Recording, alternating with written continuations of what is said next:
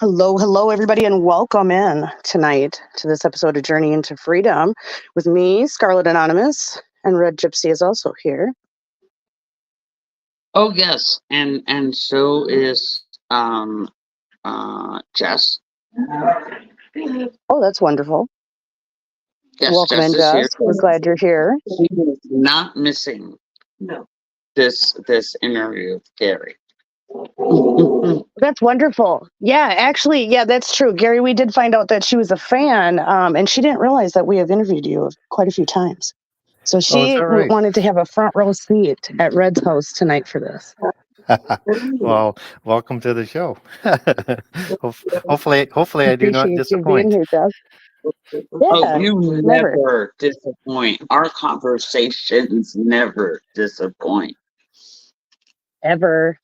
No, we've never had a bad show. But that's because I think we're all easy to talk to. And that's what it should be. Yeah, absolutely. An easygoing conversation. Because for heavy topics like this, I think it takes the comfort of a friend. Right.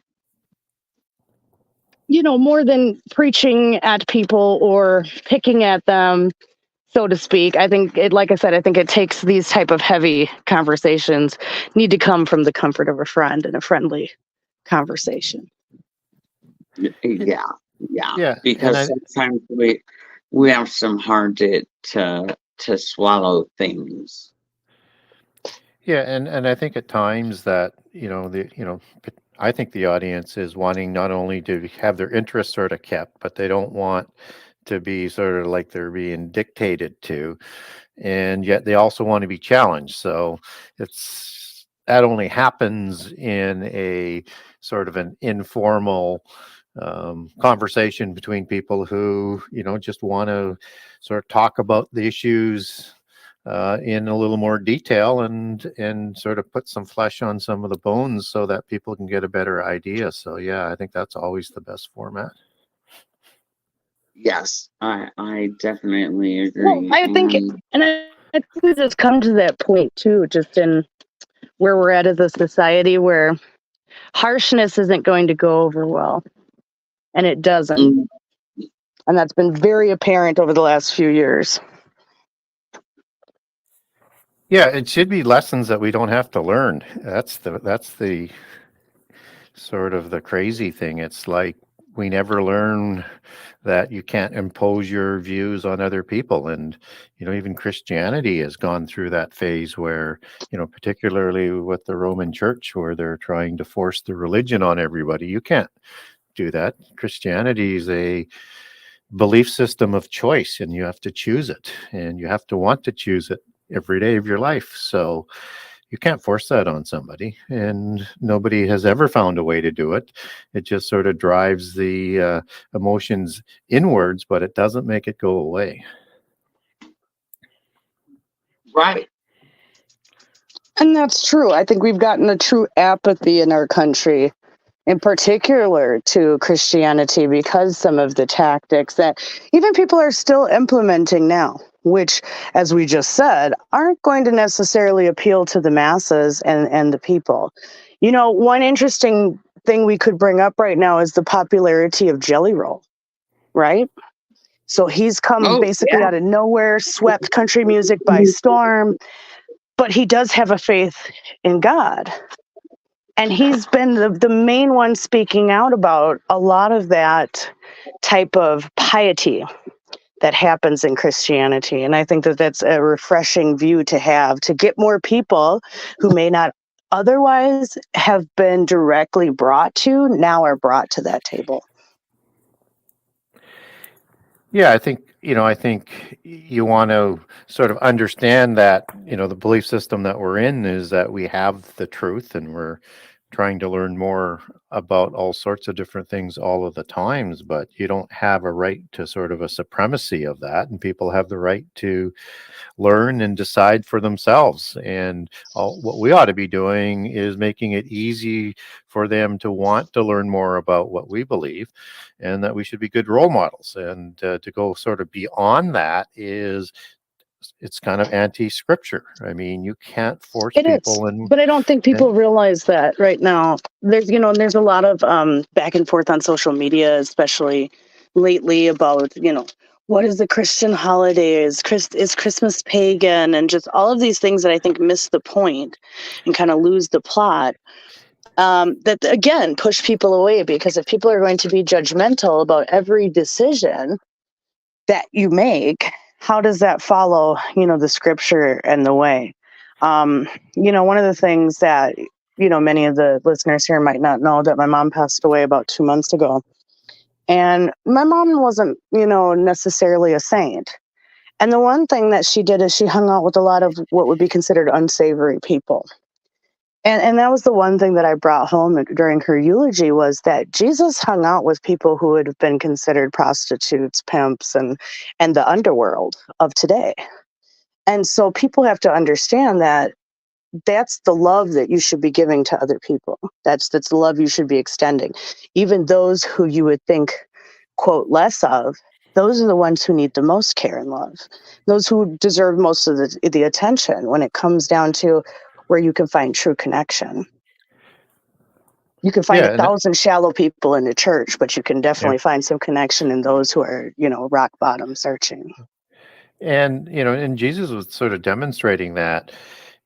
Yeah, you do want to preach to the choir, so to speak, but if you're going to not associate with people who aren't of the same belief system, then they're not going to get a chance to see or understand, or, be sort of welcomed into looking at things differently.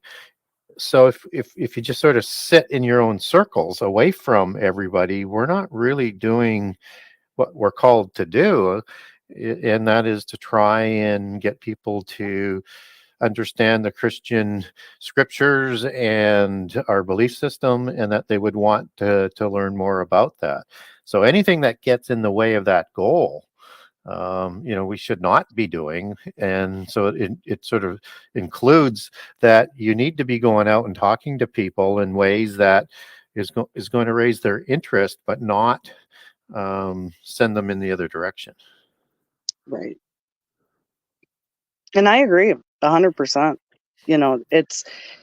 It's a fine line, but I think to be able to carry the message forward, to some degree, it's going to have to reform, because how it's been isn't what everybody's accepting. Christianity is at some of its lowest rates we've ever seen, but then we've also been seeing amazing scenes of revival in the last few years as well. Even recently, there's been talk of 300 people in Gaza who had a dream about Jesus, and then all went to go meet in a place to then start following him. Yeah, so, I mean, God is still on the move, but we have to maybe find some more creative ways that people might not have thought of or wanted to explore. But now is the time. There's too many signs that state otherwise, that should have everyone alarmed at, their current actions and their standing with God. How do they feel? Yeah, and it's such an opportune time, because so many people, I don't know of very many who would sort of disagree with this, that most people think today something is wrong, something is right out of order, and they can't put their finger on it. They just know things have changed. They don't know how or why, and they don't know, where all these things that we're starting to see that are coming in greater and greater sort of waves of turmoil and chaos and getting stronger all the time. They're not real sure where that's going to end up. So it's an opportune time to plant seeds with people who are non-believers in terms of Christianity. And I think we should seize that opportunity, but in a way that invites them in and encourages them to want to come in, and not talk down to them. So, I do a lot of shows that are non-Christian shows, And I just find it's a wonderful opportunity to sort of look at some of the things that are kind of on a common ground, but then that gives me an opportunity from there to say, well, the Bible talks about that in that sort of common ground, but here's what it says on it. And it's things that they've not heard before, and they can't believe that there's so much important information, particularly in prehistory, that's in the Bible and on end time prophecy that they've never really taken a serious look at. So I start to get a lot of emails and things coming in and saying, can you send me a little bit more information on that? Because I've never heard that before. And it's a real opportunity, but not if you're going to be sort of threatening them with plagues and lightning and all sorts of things to their spirit. If they're not going to listen, that usually will send them away with all the wrong sort of ideas and not what we're really trying to do. Well, yeah, and then it brings in that fear-based ideal, right? It will bring that fear-based ideal if we bring that to them instead of the love and the grace that they need to find, right?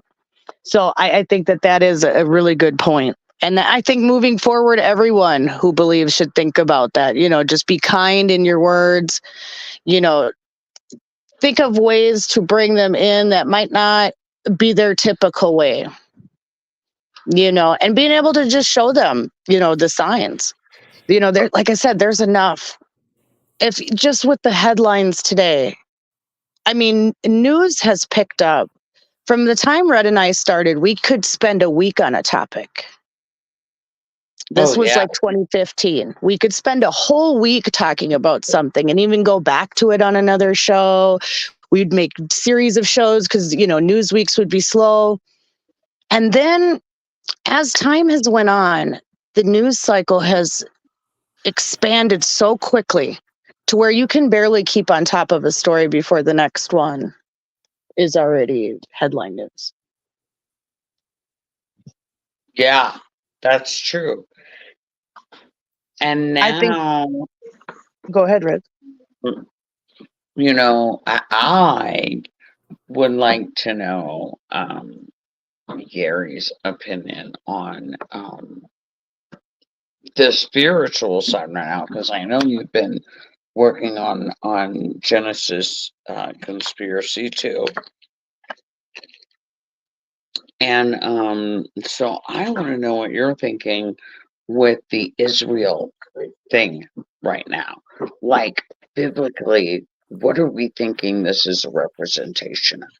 I think it's part of the sorrows as part of the fig tree generation. So I think we're in the fig tree generation, but this isn't World War III. It's not going to, it may move things sort of forward in the progression of the fig tree generation, but not into the seals or the trumpets or anything like that at this point.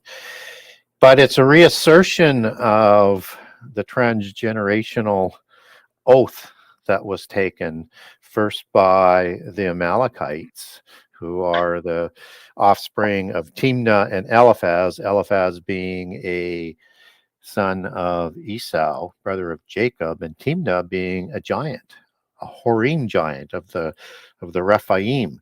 And they started a new dynasty with that, with a pure blood female giant and a bloodline individual from Abraham and from Isaac, but who lost all of his blessings and birthrights and messianic promises to his brother Jacob. And so they swore to wipe Israel from the face of the earth. And legally, what would happen back then is that they would get all of those messianic blessings. So they would be able to promote their hybrid Rephaim human bloodline and present a dragon Messiah.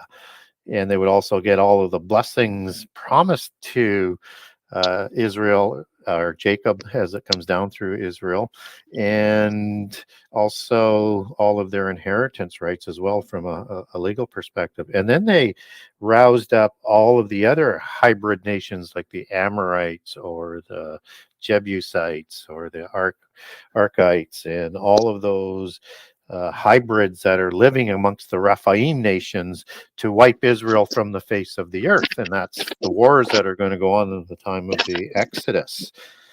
And out of that oath to wipe Israel from the face of the earth, there are nations that are going to continue that blood oath. And you have the wars in the time of King David with the Amalekite and King Agag, and then the Agagite, which is synonymous with Amalekite in the time of Esther, that they're trying to wipe out the descendants of the Amalekites, are trying to wipe Judah while they're in exile in Babylon from the face of the earth. And at that period of time, the time of King David, when those wars are being settled out between the Amalekites, in the book of the Psalms, there's listed these nations that have sworn this oath to wipe Israel from the face of the earth. So what's interesting about that is the Philistines and Tyre are two of those nations. And the Philistines are the ancestors of the Palestinians. And the Philistines were a hybrid nation that intermarried with several other giant nations from Crete and the surrounding islands like the Cherethiim, the Caphtorim, and the Calulhim. And at the time, I think of the Santorini explosions, had to leave, and they expropriated Gaza from the Strip at that point in time. And the Philistines are listed in that oath that David had listed in Psalms 83. And then in Tyre, you have Hezbollah also threatening to wipe Israel from the face of the earth. And one wonders whether or not this transgenerational blood oath that has been sort of coming down throughout the ages, whether or not it's National Socialism in Germany wanting to wipe Judaism from the face of the earth in World War II, and or this, it's like a bloodline transgenerational oath to continue with that. And I think that's going to get stronger because it's my sort of feeling that the Middle East is the epicenter to some of the great wars of the end time, and the two great wars will be fought in and around the mountains of Jerusalem in the end time. And that would be the Gog War of Ezekiel 38 and 39. And I think that's the same war as Joel 1 and 2 versus Joel 3, which would be the Armageddon War. And I think it's the same war as Revelation 9, just before the midpoint. And then you have the Armageddon War with the assembly of all the nations, on the mountains close to Mount Hermon. So I think we're moving in that direction. We are, because let's talk about it now from the geopolitical perspective, right? So you've given us the biblical perspective, but let's talk about what we have right now. So Hamas attacks Israel on October 7th. Okay, very bloody, just disgusting, rape, ravaging, pillaging villages. I mean, they even killed their dogs.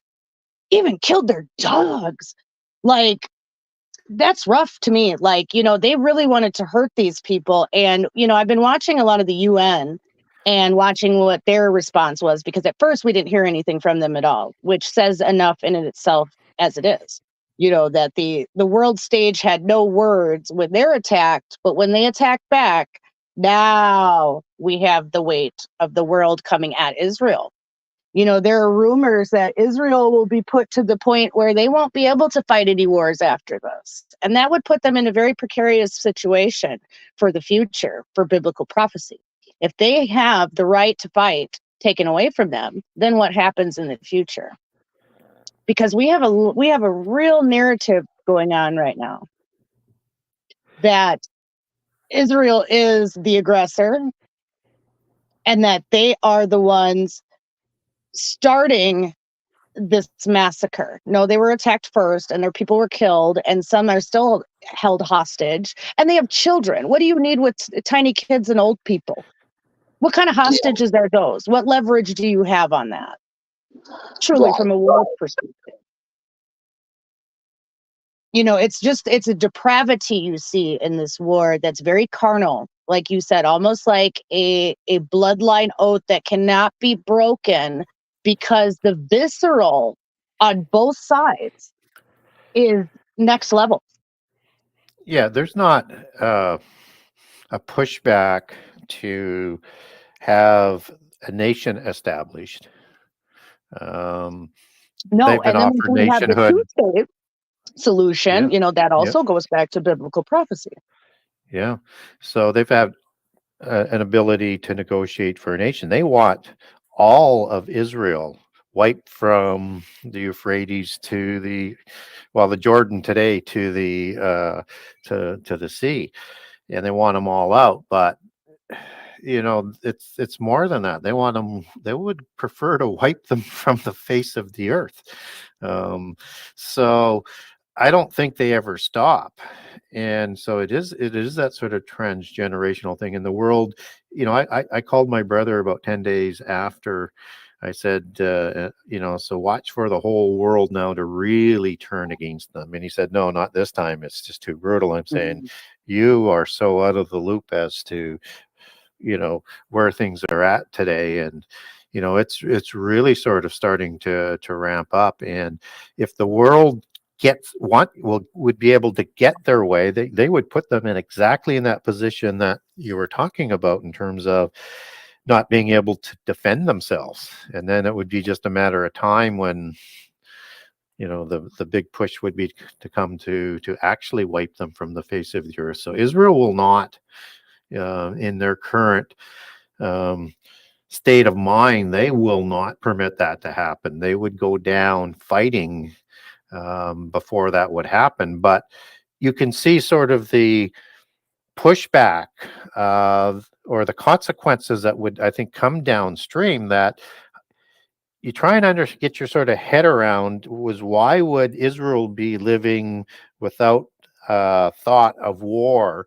in the end time, as Ezekiel 38 talks about, unless the world was guaranteeing their safety, right? Right. So I think things get pushed to a point, but before those great wars of the last 7 years, where Israel is prepared to sign a treaty that's going to be negotiated by the one who will announce himself as Antichrist, 3.5 years after that, as Daniel 9:27 talks about, where there is that covenant, and that this is the time when we're warned of that, when they're saying peace and safety, you know, this is the time of the end. And that is, I think, directly applicable to the modern nation of Israel today. So I would also look at that when they do that deal, that peace deal, it's only going to last 3.5 years. When the Antichrist comes to power, he annuls what he had negotiated in the first point. He turns against the Holy Covenant, as the book of Daniel talks about, and that this is the time of the end for Israel. The end time isn't the last um, generation. It's more from their prophetic side is the last 7 years, but the actual end is the last 3.5 years in the Great Tribulation, as it's talked about in the New Testament, or the time of trouble, as it's talked about in the Old Testament, as in Daniel 12, when Michael stands at the midpoint. That's also the same timing of the war in heaven. And Jacob 37 is the time of Jacob's trouble. And that's the time of the second Exodus that's going to happen in the time of Jacob's trouble. And trouble is the Hebrew word sarah, both in Daniel 12 and in Jeremiah 30, chapter 30, verse 7, and is the cognate word for tribulation, thalipses, that is used for affliction and for tribulation in the New Testament.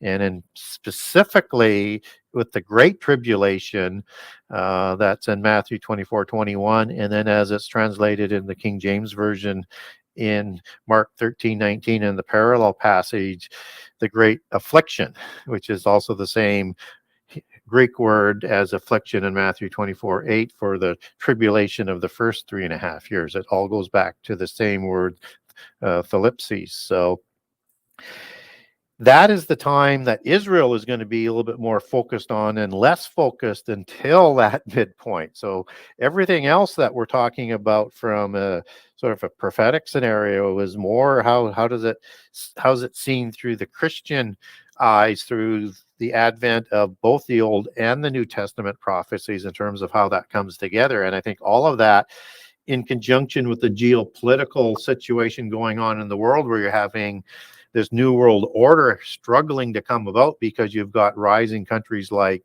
Putin, Russia, you've got China. You'll see more. They're saying we want a larger role in the 10 King Empire or the end time world empire that comes together, I think in Daniel 9:27 as well.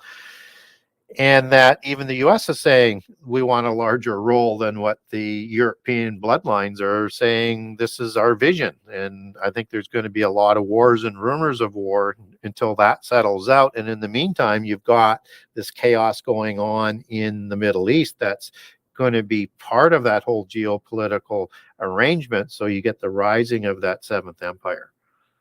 Well, yeah, because I mean, you think about it right now, even with, you know, the Ukraine and Russia situation, Russia, when you think about it, also has the ties with Iran. And so therefore that brings them full scale into the Middle East. They've been picking at each other over there, even towards Syria. And so it brings that, you know, those players into the Middle East as well. So they're already there in the game. It just is going to it's going to take time to see how this plays out, but how quickly.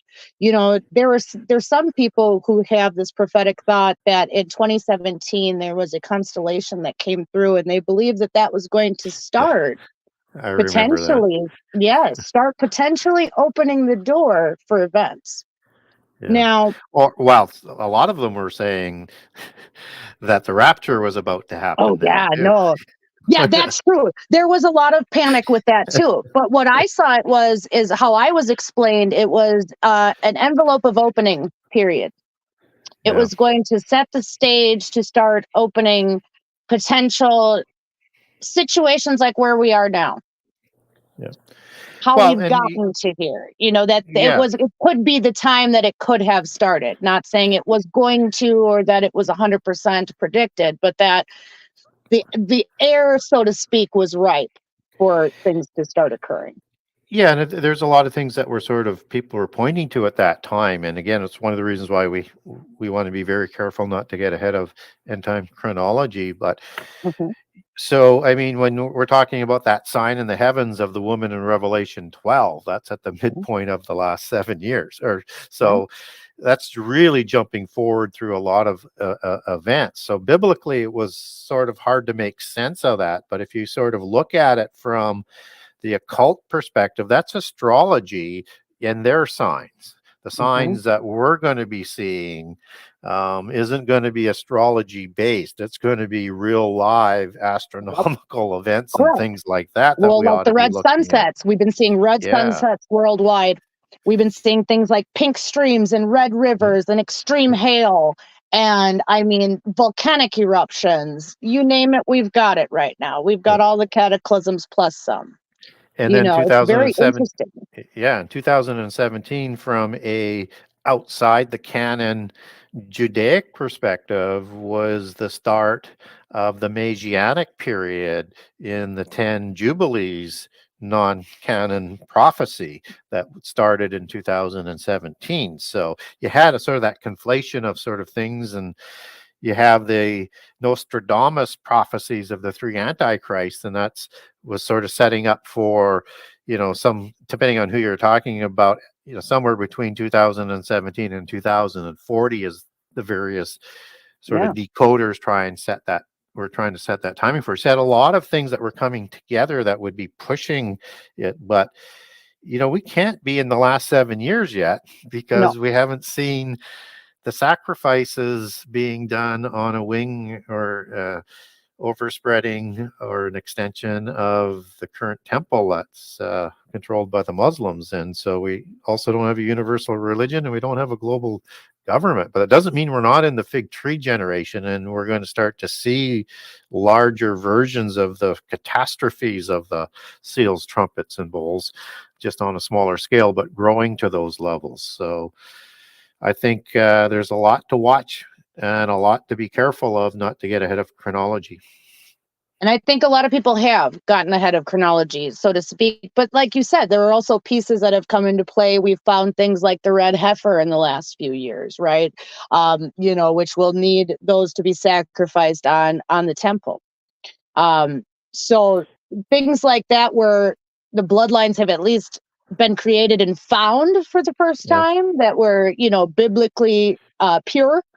That's a big deal. Something definitely to watch, because if we have those on deck, we want to keep watching. Like you said, it may not be the big cataclysms, but we're going to have enough to where our generations should know. Like you said, and it's been rapidly since 2017. We've seen things open the door. That's when I really started getting into earth changes and following crop losses and these things that followed biblical and cyclical, timelines, things like the hunger stones, that, starts trying to tell you that these things happened once before, and to watch out for these natural disasters and things that are happening. We just had what was called the storm of the century go through. As it left Turkey, it was a 971 millibar storm, which is the lowest millibar pressure ever recorded in the Black Sea. And it went across and just tore up Ukraine, Crimea, and Moldova. And they are reeling after that over there now. That storm was one that had over 24-foot waves coming in offshore. Just blizzard-like conditions in some places. I mean, every single hazard you could have in a storm, you had it in that one over there. We've been seeing more and more weather outbreaks. I now run United National Weather Team, because I know that there's going to be people who need to be kept safe, because these natural disasters and events are only going to keep getting worse, stronger, and more devastating to communities. And so those are the things we need to be watching for that too. I so agree with that. And again, I mean, we don't want to buy into the propaganda that the globalists are saying is the reason for that, because they don't want us looking in the right direction. So we have to understand that they're lying to us most of the time, or they're trying to lead us in a different direction. What I found surprising, over the last 8 to 10 years that I've been doing this kind of work on social media and on radio shows like yourself, is that a lot of people don't understand the sorrows. And once you link Luke in with the surging of the sea and storms, between the pestilence, the earthquakes, famine, and wars and rumors of war, you see those as a manifestation of other things that are going on. And war would be one of the greater causes. Earthquakes would be on their own, but they could be contrived as well. And I think these are contrived events that the globalists are trying to bring about the end time before its ordained period. But even so, they are these kinds of disasters that are in the sorrows are the exact same disasters that are in the seals, which are 25% destruction of everything, and the exact same destruction that's in the trumpets, which is 33%, and would be 100% in the wrath bowls. So it's those same major events. There's going to be other things that go along with it, like the signs in the sky and stuff like that, which is it's going to get crazy on what we're going to see going on in the heavens, I think. That is going to be the things that we need to be watching for. But we want to be careful that we're not watching for a war against the table of elements, which is causing the problems, or that there's this interesting astrology thing that they want to show us that's based on astronomy, but is a perversion of astronomy that says this is the coming of Antichrist, this is, or whatever the prophecy is, because there's going to be false prophets come soon. That are going to be very apocalyptic in nature. And for all we know, they could be heavily linked in with the scientists. But there will be false prophets, whether or not they're religious, scientific, or both. But, in the beginning, the sciences were the creation of the religion. And it was created a mystical religion to house that, so that that knowledge wouldn't go to the mundane, the poor, and the humans, versus the giants and the nobility elites. So it's coming home to be that same sort of thing. And we need to know And that you don't science think, is to lead people away from God, to discredit God for everything, to degrade God, and to and, honor their pantheon of gods. So it's going to come well, home to the polytheist religion in a large way. and you don't think that we're seeing the false prophecies coming out now? I think we're seeing it in light form. I don't think we're seeing it in a major way. So I think you're going to see it tied into the religious nature. Just my speculation on it, that these false prophets are going to come out and they are going to prophesy doom and apocalypse, but tie it to something as well, that if you don't convert to this universal ancient religion, we're going to destroy ourselves from the face of the earth. So we're seeing the seeds of it yet, but we haven't seen that religious sort of connection to it yet. So I would look for something like that. And there's an example, and I'm not saying this is the one, but it might be something like this in the series of Mary apparitions. You have apparitions that were recognized starting in about 2015 by Pope Francis, and they have control over these sites over in Medjugorje in Croatia today. And at that time, the Mary apparition initiated 6 children into their mysteries and secrets, and they were assigned prophecies to come out, 10 in total, on specific dates that they were told in advance. So they have the dates, they just won't tell us what they are, and that they're going to come out, and it's going to be a series of increasing prophecies to convert to the one true religion, or you're going to be destroyed from the face of the earth. And that's going to be something like that.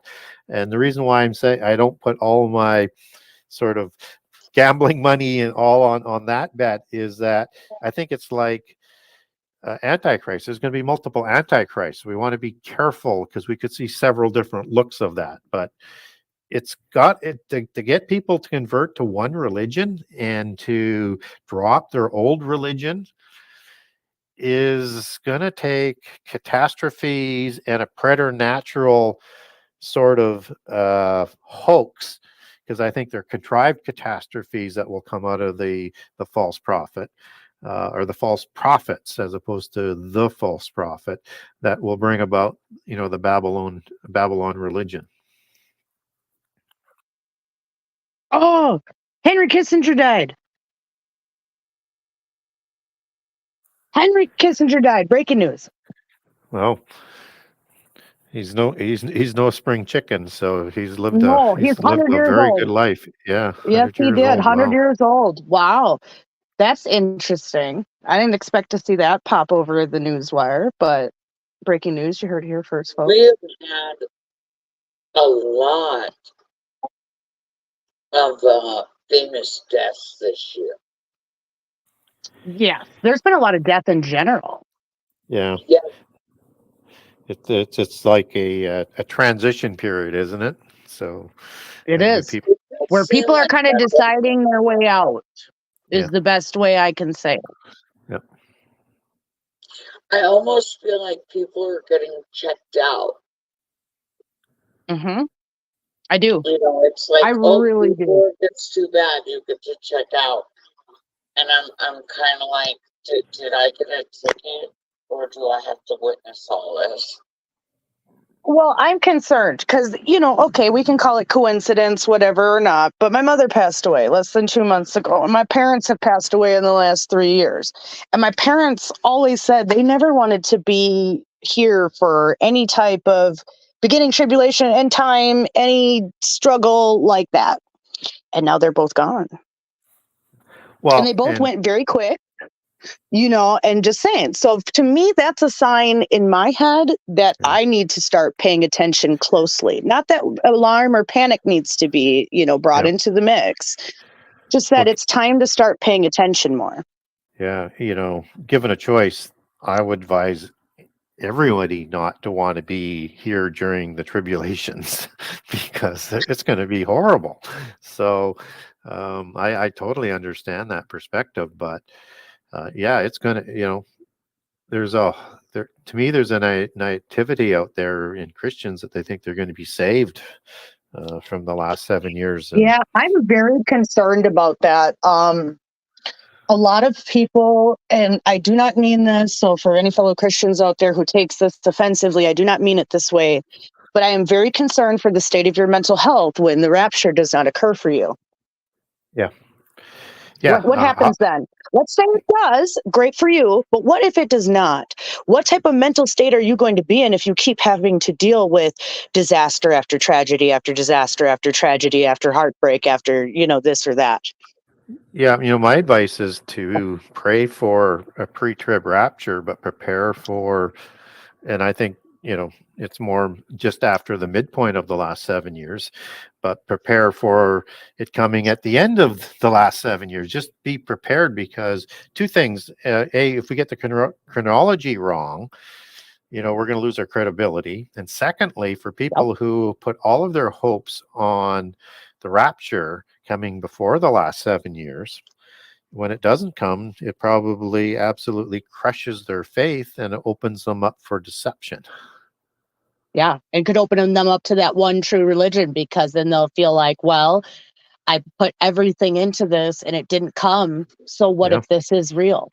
I Yeah. really feel like it's going to shake faith, because if you're waiting for it and it doesn't happen, I really see the fragility in people's Yeah.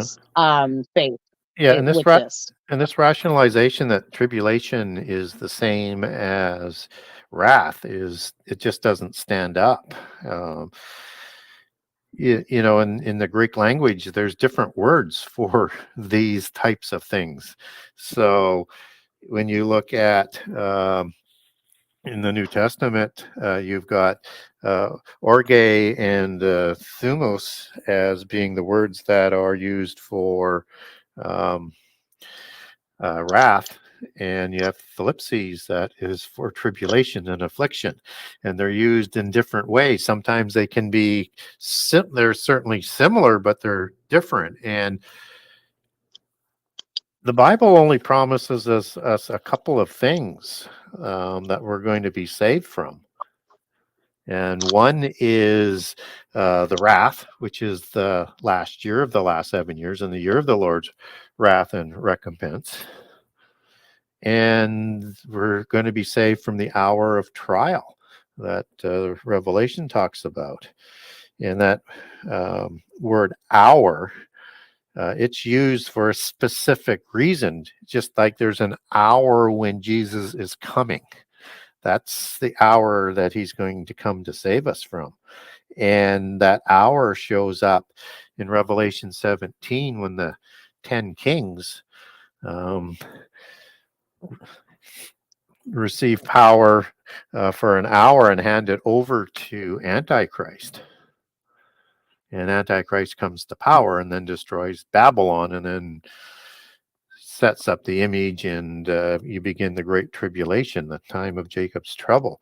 The hour is the same hour that is used at the time of the two witnesses when they're killed. And in that hour is the time of the seventh trumpet, the last trumpet. And the hour is the same word that's used in Revelation 14 when you have the summary of the last 3.5 years, beginning in about verse 7. The hour that Babylon is destroyed, just as Babylon is destroyed in it, and you get the details of that in Revelation 18, that Babylon is destroyed in an hour. And we're told to come out of Babylon just before that destruction. So whenever that time of the trial is, I think that's the trial of what would deceive even the elect. if that were possible. And it is, as Jesus describes it, and that's the trial he's going to save us from. And that's when Antichrist comes to power, looking like the Messiah, coming in and saying, this huge war that I just won for you, Ezekiel 38, 39, Joel 1, 2, Revelation 9, is this counterfeit Armageddon. And he's going to have all of this other deception, and people are going to accept him as the Messiah, even the elect. And that's the trial we're going to be saved from, is the time of the mark of the beast.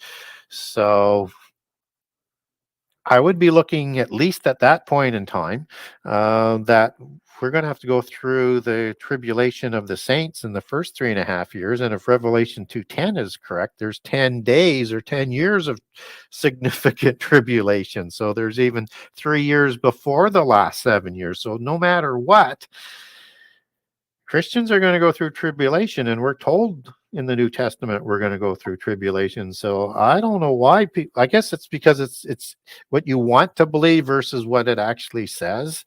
And I know not everybody Correct. agrees that the tribulation happens after the start of the People last don't like 7 to be years, but uncomfortable, though. no, they People don't don't. like to be uncomfortable. That's something in our society that has developed and now will be. It's going to be a contention point for them in the future as these things come down. You think about, Christians are going to start to be attacked. We heard recently in the last few weeks in the news of the street preacher in Arizona who got shot in the head for speaking the word of the Lord. And yeah, and you can see the seeds of those things rising in North America and in Canada Yes. and in the West. And I was here during the riots on the ground for Freedom Revolution Network. It was my city. It's where my family and my cousins grew up, on that block where the AutoZone burned and all that. My cousins lived in a house kitty corner from there. I knew the area very well. And what I saw that night was true anarchy. True anarchy. Things that I don't think any human being, unless you've seen true anarchy, know what that truly means. And it is a yeah, scary thing. yeah, It's a scary thing that could come. once that gets loose, look out. And a Yep. wake-up call for Christians is we've been fortunate where we live. There is tribulation that goes on in the Christian world. If you're in China, you're in tribulation. We're in the Middle True. East in the last 10 or 15 years, you were in tribulation. If you are in Pakistan or India, you're going through tribulation. We haven't seen that yet where we live, but it's coming. It's coming because we've seen a distaste for Christianity nationwide. Yeah. And it is definitely apparent. People will definitely tell you to your face. It's quite apparent in how people carry themselves, the mocking, the belittling. You see that more often than not. And it's a sad thing to see, but that lets you know what place we're in. Yeah. Who would have ever thought, even 60 years ago, if you had asked people, did we think we would have come this far away from God already? They'd have said no. And these, going back to the false prophets, for us here where I live, we just had that Novus One whole thing happening with the alien trying to claim to be Jesus. That's true. And 500 other incarnations. Correct. And had people believing that she was the incarnation of God on this earth, had them following her, giving her money. They worshiped her. Yeah.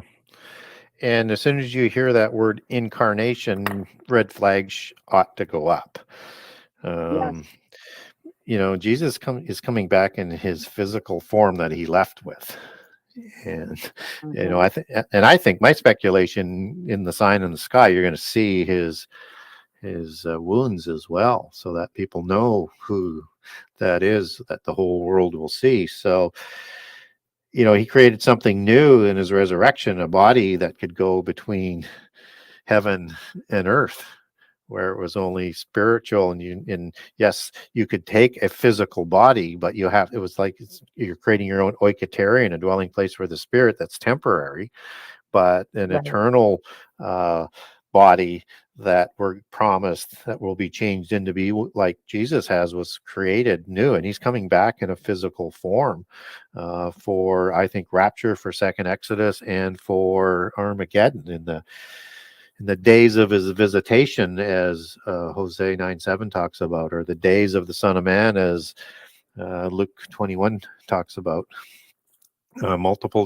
days where he's coming back. So I think that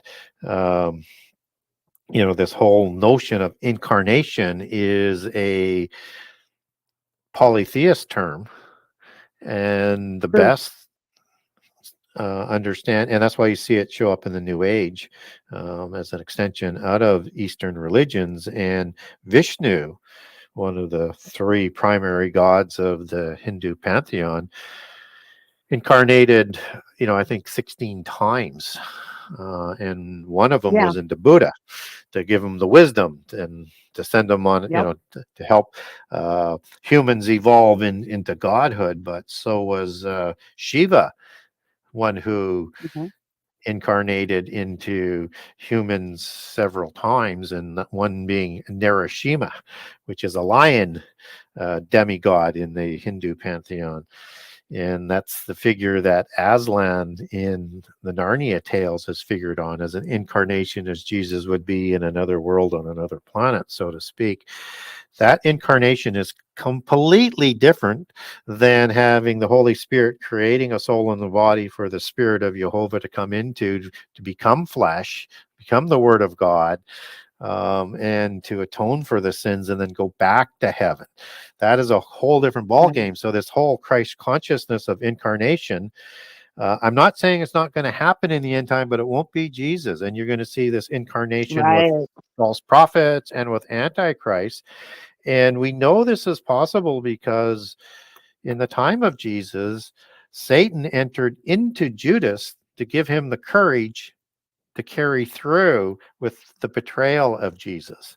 And so false prophet and antichrist will receive their power, as Second Thessalonians 2 talks about, from Satan and from the dragon, as it's talked about in Revelation 13, which you could say would be the empire, or it could be Azazel, or it could also, because it's not definitive as Satan, but I think Second Thessalonians sort of would indicate that it is, where is that it is Satan, and that Satan is also called um, a serpent and a dragon in Revelation 12. So all at the same time that Antichrist is going to receive that power. So it seems to be sort of connected there. So, but look for that Christ consciousness to be part of the false Antichrist, and there'll be multiple, just as Jesus told us in Matthew and Mark, and as Well, the epistles of John tell us. this particular woman, and she's been on Dr. Phil now, and now they have an HBO special about it. But this particular woman, and I'm sure, even though you've kind of been in hiatus writing, that you even wrote about the woman that went to Hawaii and claimed to be Pele and got kicked out of Hawaii. This is this woman that we're talking about. This cool theater that Yeah, and she did. And to be fair, she tried to bring this whole narrative of that her body would bring the rapture, and that when she died, all of her followers would get raptured. Yes. And now they're creating this HBO documentary, which I haven't got to watch yet, but I'm assuming that ideal is going to get pushed out to everybody. Just saying. Yes. And how many people were very there was hundreds of, if not thousands of people following them, well, and following that sort of mindset. Part of why I bring it up is because Scarlet and I have been talking about this cult for years and years, and it just became popular. And there's a lot of people out there that want to claim that they're the first people to know about this cult. It lived right next door to me. So it was kind of hard to ignore. Like, literally, they were next door and trying to kidnap my child. It was bad. In the These process. people were insane. I literally have had one-on-one contact with this with this woman and she died. So my interesting point about this is, upon her death, because of what she had these people believing, Gary, that she was so going to bring the rapture forward that they transferred her dead body from California back to Crestone, Colorado, half mummified her, and kept her for the next 7 months. That's crazy. And Mhm. then when they got So we're already arrested, seeing people go to this length. Right, and then when they got, when they finally caught up and the law got involved, no charges. There's been no Yeah, charges. no tampering with bodies, nothing. Their religious rights. Yeah. And that's a scary thing.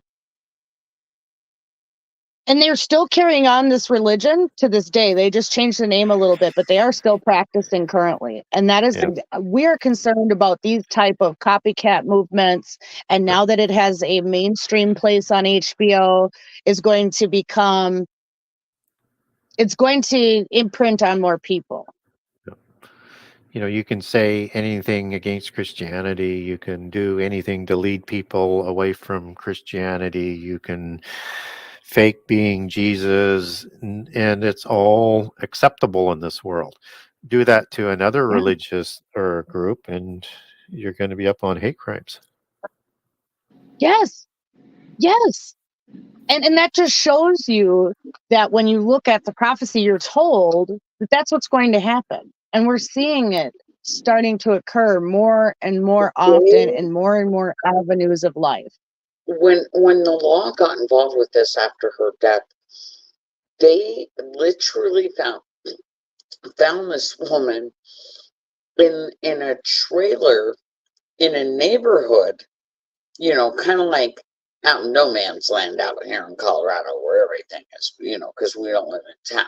But they had removed her eyes, put glitter in her eyes where they had her wrapped, half mummified, and wrapped up in a sleeping bag with Christmas lights and plugged in, and no charges have been filed for abuse of corpse or anything, and Which it was just shows that all even law enforcement is getting depraved. That's the scary part too. See, that's what, and that's the point of the day, is we're seeing this in places all over the world. Children were involved. I want to bring that up. There were children there and present and worshiping this dead woman, and no charges, because spiritually and religiously they had the right to do that to her body. No. See, and we start allowing this, and it's going to happen faster than not. And we're seeing that. It's being taken, you know, God is being taken out of everything. If you bring it up, you're the outsider now. You're the outsider. You get the pushback. You can't even talk about it in everyday conversations, or else people act like you're a leper. It's true. It's unfortunate, but that's where a majority of society's beliefs, I think we've gotten to over 50% who don't believe. That's a scary place to be in this world. It is. And I also wanted to ask. People have no morals. They're not holding on to anything. You know, they have no guidelines. It's like you said, Scarlet, you know, no morals. They have nothing to hold on to. But yet they're claiming to see things more. So it's like, okay, so like before we had very little belief in the Nephilim, right, Gary? Like, there was a very small following. Now all of a sudden it's like everybody knows about the Watchers and the Nephilim, and why have we never believed before? Yeah, it's one of those things. I think it's another sign of the end times, and we get three overarching signs that guide the chronology of events that Jesus provided in Matthew 24 and Mark 13 and Luke 17 and 21. And those three signs I mentioned, one was that fig tree generation, when all of these events are going to happen. Heaven and earth will eventually pass away, but Jesus's words will never pass away. And the sorrows would be the second one, that is guiding you to how things are going to happen in that fig tree generation. And in the order of events that Jesus is providing, those things get stronger. And then there's the days of Noah that follows immediately after the fig tree generation, overarching sign. And, the days of Noah those are the exact same words that are used in Genesis 9:29. The days of Noah, he lived 600 years before the flood and 350 years after the flood. So in the sign of the days of Noah, you have a transition one in the book of Luke that includes Sodom and Gomorrah that was destroyed by fire, and also has a relationship to what happened before the flood. And so we're being encouraged to learn about the things that happened before the flood and again after the flood, and giants were on both sides of that flood. And what's interesting is that, we get passages in the New Testament where things are going to be like the days of Noah, and you're going to see things like the days of Sodom and Gomorrah that are coming in the end time. And that's in Second Peter, or when Jesus was visiting the spirits in the abyss in First Peter. I mean, he relates that directly to the days of Noah. And you have, again, Sodom and Gomorrah as a destruction allegory used both in the New Testament and the Old Testament for the destruction that is coming. And we need to understand that somehow, some way, these giants that people are learning more about, which is good, but it can also be used to the flip side, that they're going to be more accepting of different types of creatures and things that are good guys as we get closer to the end time.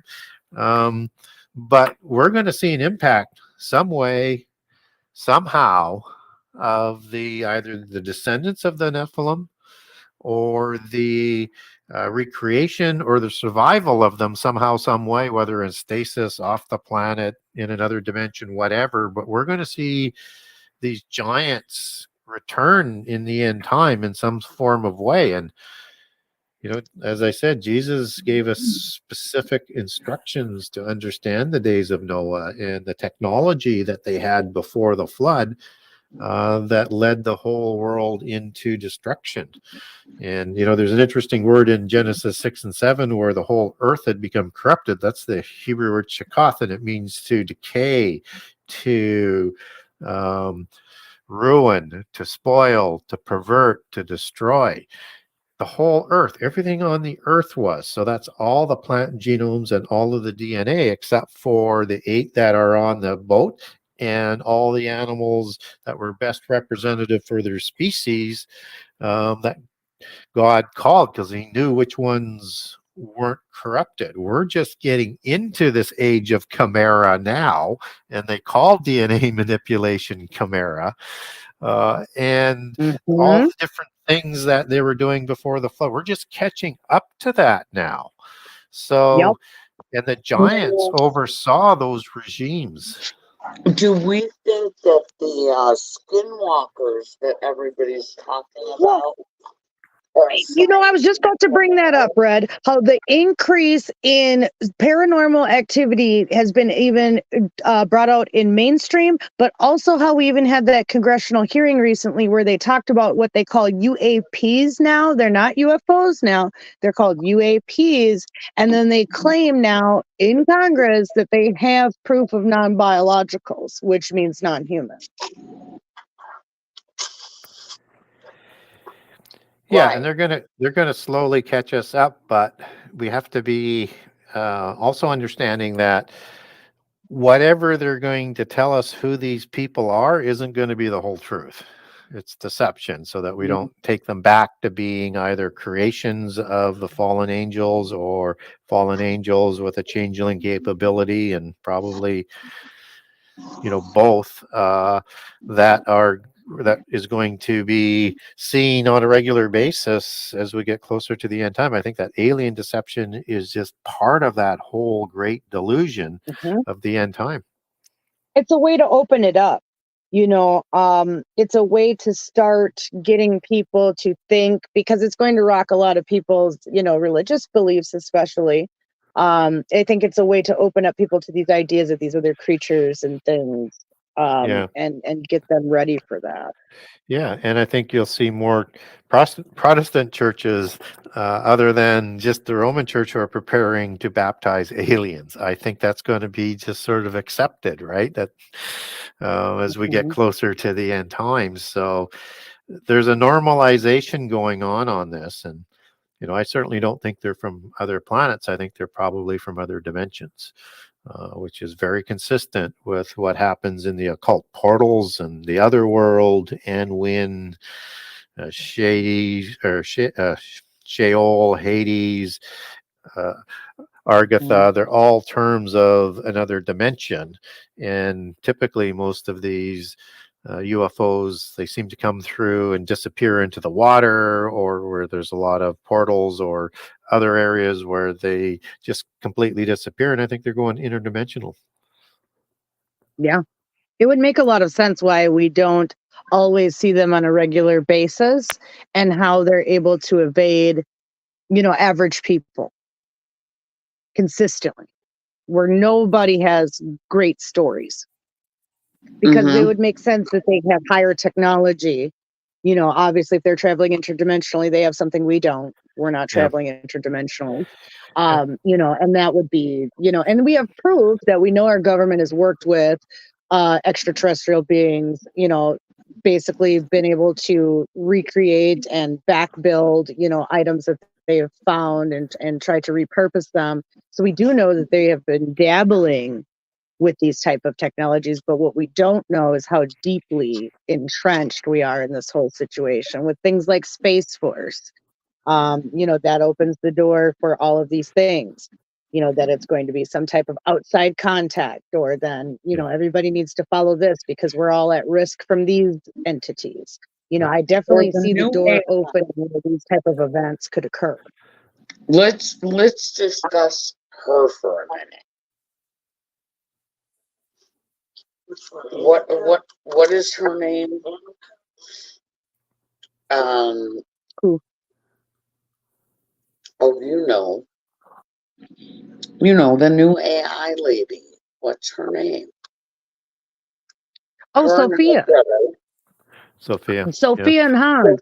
Yes. Sophia and Hans. Let's discuss them a minute, Gary. What are our feelings on Sophia?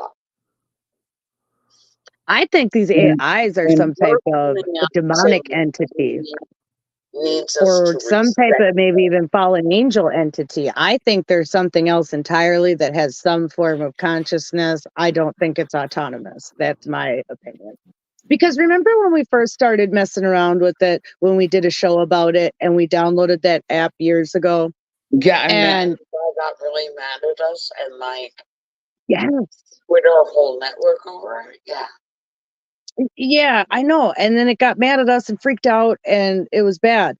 And when we messed with that, then I knew something was wrong with this whole AI thing. The rise of Chat GPT, people are getting, directions and all these things, and running their businesses and decisions on them.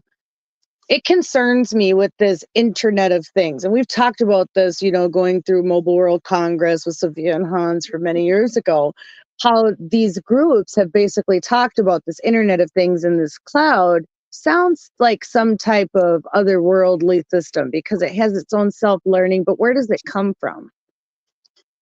It has its own autonomy to so to speak, and all of these AI are working together now, and the amount of data that they have now compared to when we first reported on this makes these things the scariest thing I know on this earth right now. Even Stephen Hawking said, "Do not let AI get control." And it's in control of a lot of things right now. So many businesses are switching over to AI automated services. Yeah, I think it was Elon Musk said it was summoning the demon. What's interesting is the invisible algorithms behind the programs are called daemon algorithms, and they're part of the AI system, and they work the agenda of whoever is controlling that. And they're not named a daemon for um, a coincidental reason. I mean, that's the Greek word that we get demon from, and demons are the disembodied spirits of the Nephilim and the Rephaim. And so when you start to look at AI, and you're starting to look at hologram imagery, you're talking about quantum computing that goes interdimensionally. There's a mark of the beast system coming, and an image that can speak, and that we talked about an oiketerion, a dwelling place for a spirit. So a demon needs a dwelling place for the spirit, an oiketerion, to rest or to interact physically in the world, just as they possess people. And those in the King James Version Bible, where it calls these creatures or these spirits as evil spirits, unclean spirits, and devils. Devils is a bad translation there. It goes back to the Greek word daemon, not diablos. That devil is used for Satan. It's a completely different word, and for a reason. And so they have the ability to sometimes create a non-biological being to be their oiketerion. And we know this because there are there are talking idols in the Old Testament that are called teraphim. And not all of them are translated directly as teraphim. So like the idols that Rachel was stealing from her dad in Genesis, it was a family idol, and Laban comes running out with all of his men to get these important idols back, because that goes back to the Hebrew word for teraphim. And so these were idols that could speak and communicate. So I think when you look at what's going on with the mark of the beast in the end time, you're getting a teraphim. And I think demons have the ability to create a dwelling place, not as good as being in a human body or a clone body that is likely, or a transhuman body that's going to be created for them as their oiketerion in the not so distant future. But I think they're operating through technology today, and certainly with the mark of the beast, it can talk.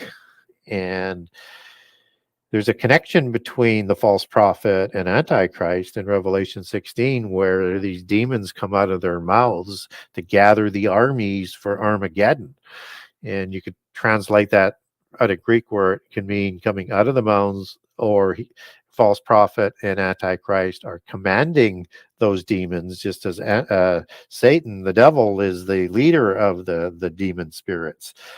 So, and he's given power to those two individuals that would include commanding the demons. So I think there's a direct connection to AI and some of the abnormal things that we're seeing, where they can create their own language, they can go around things, and we're going inexplicably headlong into the introduction of AI in all sorts of avenues, and particularly in the military.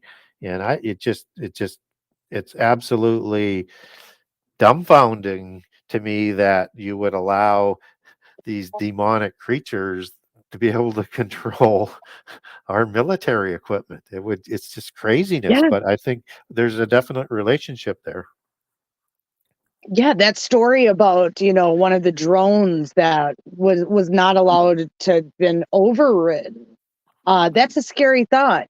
With the Internet of Things, I don't think people realize how big of a capacity that this thing has for learning, and it's learning every day and compounding on what it learned already.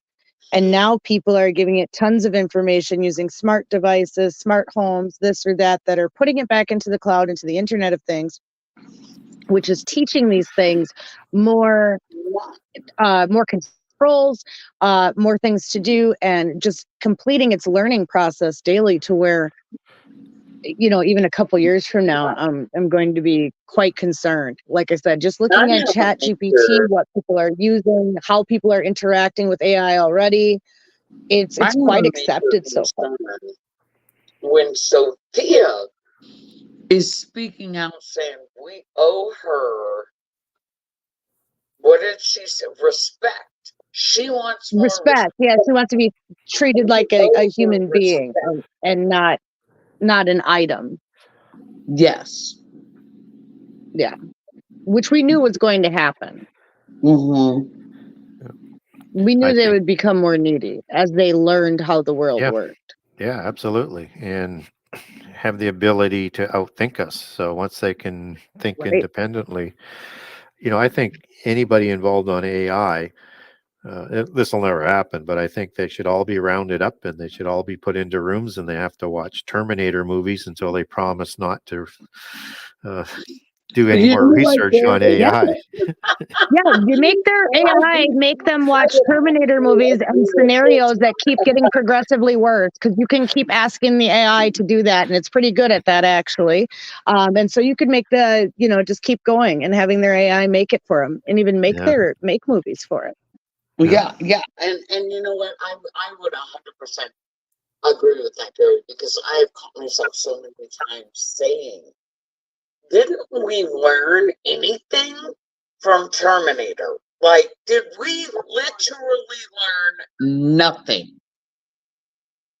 And going back You're even letting medical decisions being decided by AI. There are hospitals all across the country that are using this to make healthcare decisions. Well, they're creating these AI beds now, and once they start linking that into quantum computing to be able to do digital medicine, it sort of brings back images of some of the speculation out there that a sarcophagus at one time was thought to be a technology that could help repair the giants, and some, and so one wonders about that as it applies to that sort of application. Well, we know now that a lot of pyramids were used as sound frequency, and they used frequencies to do certain things more than what we thought they were using them for. We know they possibly were using lasers. They had some forms of nuclear technologies they had highly sophisticated systems. Well, and now they're also saying that like the pyramids were like huge microwaves. There was a technology that was attached to the pyramids, ziggurats, and towers that goes beyond the capability just to create those things, which we can't today to that sort of degree of accuracy, lining it up to celestial stars, sacred geometry, the size of the blocks, the whole thing we still can't do today, but somehow it was done in prehistory. But typically in the occult, they're putting these worship sites, these temples, whatever you want to call them, on areas that are connected to what they call the ley lines or the energy grid of the earth, so that they could actually do something in a technological form. And so it starts to make sense of maybe what Nimrod was trying to do when he was building the ziggurat and imposing the first Babel religion on all of the Noahites after the flood, 100 years after the flood. And that's when they built all the religions of the world where Red lives. And it is known as a New World Order hotspot because of the ley lines in the geographical area. It's also known as a portal. So they built these ziggurats, the stupas, and all of these things down there where she lives. And we've known, people know this, but they don't know necessarily the history of why these things would be put there. But that is to draw on the energy. So in the Akkadian version of the Tower of Babel and Nimrod and other polytheist versions is, Nimrod would say that if God got out of line, he's going to go into heaven and he's going to kill God. But you can't build the tower out of mud bricks into another dimension or high enough even to get out of the firmament. So it makes you wonder what's going on there. But in the Akkadian version, it's Babalu instead of Babel. So ILU is a sort of a transliteration of EL, meaning God. And Babalu doesn't mean confusion of languages in ancient Akkadian, and Bab means a gateway or a portal.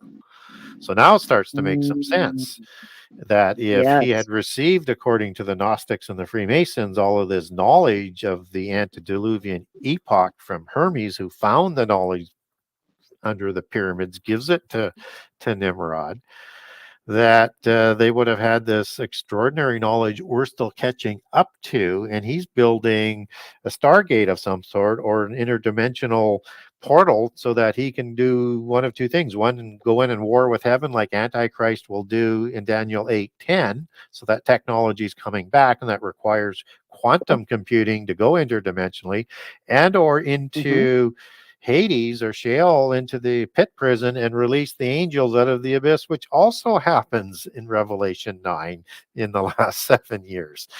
Well, So and it's been interesting that Dutch Sense actually in the last year has made it a focus to show a lot of these star forts that were all across the United States and world, that now we're seeing earthquakes occur underneath them. And you can tell that all these places were like ancient star forts. And it makes you wonder what really was going on during those times. When you think about people who talk about Tartaria or the mud yep. floods, or those are the people who would have had that same set of technology. Yeah, that, Whether you talk about Atlantis or, Lemuria, same sets of technology. yeah, and it's angelic technology. I mean, it married up with the seven sciences that took it to a whole new level and paraded the antediluvian epoch into the first apocalypse by water, and that was about to happen 100 years after the flood again. That's why the dispersion at Babel. And this seems to be that technology that we're being fed today that's speeding up our development of this technology to bring back that ancient technology of the fallen angels in preparation for the last 7 years. And I think that these countries that are in these geopolitical things, I think Russia in particular has been going to look for artifacts or things that might push that timeline. That's my personal opinion. This is why I think they invaded Ukraine. There's tons of underground tunnels that have been there since World War II Yeah. that have not been gone through. The Soviets didn't touch them. So I think that there's more there than just a ground surface war. Yeah, Personally. and absolutely there is a, and it's almost akin to Hitler's SS looking for occult things like the Yes, Grail and the correct. Ark of the Covenant, all Hmm. designed, and so it's in that sort of ideology, and Spirit. yeah, so they're looking for that Hmm. technology, right, and more. I do I believe think, that. I believe that's the reason why they went the way that they did, why it's lasted so long, why it's going to continue, why they're at a stalemate. Um, I think they got the things that they needed right away when they did the blitz, and they're still looking for more because there's just so much yeah. there. And they're not going to destroy Kiev because for Putin, that's Mm-mm. the holy city. Yeah. So and you're talking about Tartaria, and you have Tartaria Empire both before the flood and then again after the flood. And so you Yeah. had the Tartars or the Scythians that are moving in, and there's other tribes as well that are moving into the Ukraine area, but they're going to form a dynasty uh, of the Rurikid dynasty out of Kiev, and it's the first czars. And they're going to, it's going to be this bloodline dynasty. And the name of that family is the Putyanin. And what's interesting is that the name Putin comes out of nowhere in about 1850 with his grandfather or great grandfather, depending on which of the newspaper stories that the Russians were printing in the early 2000s. And so Putin believes he comes out of that bloodline, and that Yeah. the reason why the name isn't the same is there's a tradition with the Putyanin that if one of the royals had a child out of marriage, they wouldn't receive the full name. So in this case would be Putin instead of Putyanin, and that Vladimir's father moved to St. Petersburg uh, just after World War I, as my memory recalls on that, and that's how he gets to Russia. So he thinks he was one of the illegitimate sons of the Putyanin, and the Moscow bloodline of Putyanin starts up in about 1000 A.D., and Vladimir the Great is the one who establishes that. And again, it has this close relationship with the Tartarian Empire out of the Mongolian region as well, who, long story, won't go into it, but are Scythians as well. And Vladimir the Great is the statue that Putin builds in recognition of transplanting a branch Putyanin bloodline there. And then in the 1600s, a junior shoot of the Putyanin takes over through intermarriage, which becomes the Romanovs, just as the Plantagenet is a junior offshoot of the Anjou in Europe. And so I knew it. Yeah, so I just had a feeling that was just something that was on my conviction. Honestly, I didn't research it, but I followed the war since it started. And it was just something that, with the history I knew and what I knew about what was there, something convicted me to know that's what it was about. And that makes perfect sense. Yeah, so he's trying to recreate his empire. So he's going to try, and he's not going to stop, and he wants No. Kiev as his holy city, so to speak.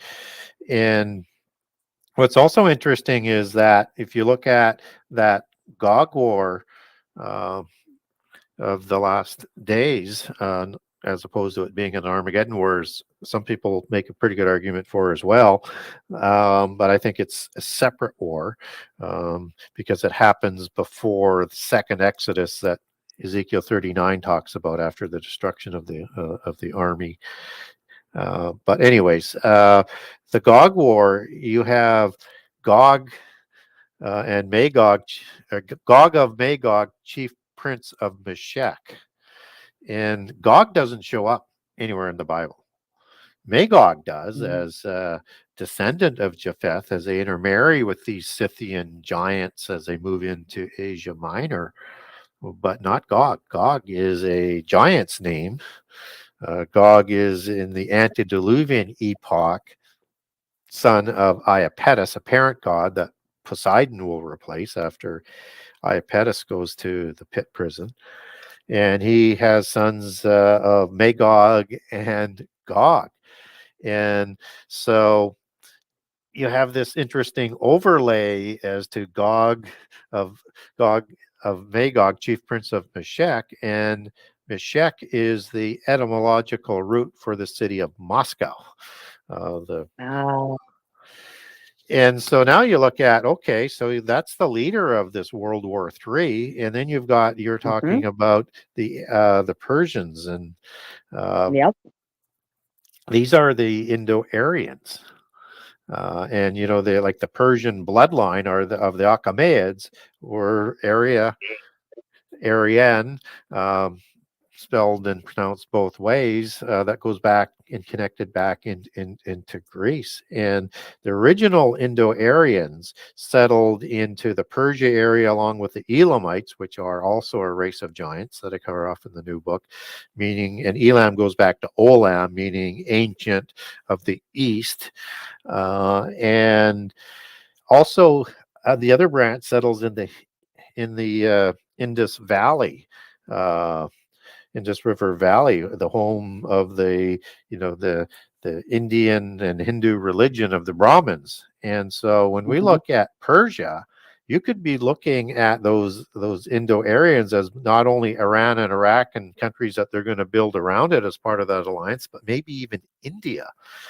I And as think you, India is included, to be honest. If you look yeah, at their one, something convicted me maybe about 5 years ago to start looking at Indian news. So I started watching it every night for a few years, right? And I got pretty well versed on what was going on there. And they politically positioned themselves to be that upper player. They have ties with China, they have ties yep, with Russia. yes, Um, they make deals with us too, but the deals that they have with these other countries and the way that they present themselves, the way they've prepared themselves with war weaponry, and positioning themselves as a world player at the table even through the BRICS nations, yep. has been something that I think people are underestimating. They have 1 billion people, just the same as China. Yeah, absolutely. And they buy all of their energy, well, not all, but let's say over 90% of their energy from Russia. Correct. So you have that interdependence that's going to take them in that direction just because as they develop, they need more energy. And And so, then they're thankful to the Russians due to previous skirmishes and wars where the Russians came in yeah, and saved them. So yes, they feel allegiance to the Russians as well, yeah. militarily. Um, So when we and look at their this, military is nothing to joke with. no, They're no, fierce warriors. yes, and they can put a lot of soldiers on the field just as China can. So when you look at the 10 kings that are supposed to rise in the seventh empire in Daniel 2, in the metallic empire prophecies, you have uh, the two legs of the old Roman Empire, and the revived Roman Empire are the feet, and you've got 5 toes on each of the feet. I think we're starting to see um a possibility, and we'll have to wait and see. But I think 5 of those kings could represent a alliance versus a totally united kingdom, because it's like clay and metal doesn't mix, clay and iron, and you'll have a couple different meanings to that allegory, but that would certainly be one of them. You've got 5 kings that are on the other foot, so you may have 2 alliances that set up this new world order under the Babylon religion, but aren't necessarily going to get along. And you got China and Russia as 2, India is 3. You put the air Persia in there, as with Iran and Iraq. You may have another one that's in there, and you've got a country that is currently in NATO that is very friendly with Russia today and is being anti-NATO more and more, which is Turkey, and that's Karma. So they may be going with that alliance to the east as well. And then there's Gomer, which is Germany, who is also reliant on Russia for energy. So if things really get bad, countries like India and Germany, they'll have to go where they get the energy from. They just have to. Yeah, you can't have everybody freezing out and just bringing destruction to the people, because that's going to bring rioting. People aren't going to tolerate that. Yeah. Um, So Well, now I you've got, think it won't this be is accepted. where those 15-minute cities are going to start coming into play. Yeah, you're yep, right. That's yep. exactly right. That's when they will start pushing this as, cataclysms and natural disasters get worse, Rod. Then next year come the 15-minute cities. They already started it in China with these 15-minute food delivery areas. Now they want to get everybody, so it's a Maoist style system that they had when Mao Zedong was in, and they have people has to be within 20 minutes of a neighborhood. They have to have food places, and they basically shut down all the grocery stores. So now you have to just go to this local distribution center only. And that's what you have to pick up, and you can get what you can get, and that's it. Wow. So that's interesting. I was also going to mention that if you look at whether it's India or it's Iran or it's Russia or it's China, they want a larger role in this new world order. They're not necessarily against it. They just want different rules and more control. So the Europeans are not probably going to see this thing end up quite in the vision as what they would like. They'll be part of it, but it won't be as they thought it was going to be with them and their bloodlines controlling it. It's going to be a I lot think more they thought the complicated than that. European Union would have a bigger foot at the table so that those bloodlines and countries could have made a stand. And then when Yep. Brexit occurred, that Yep. kind of derailed a little bit of that, because now those two areas were uncoupling. Now Yep. it allows these other countries to either break off on their own or try to stay together as these others pull up Yep. as, bigger players.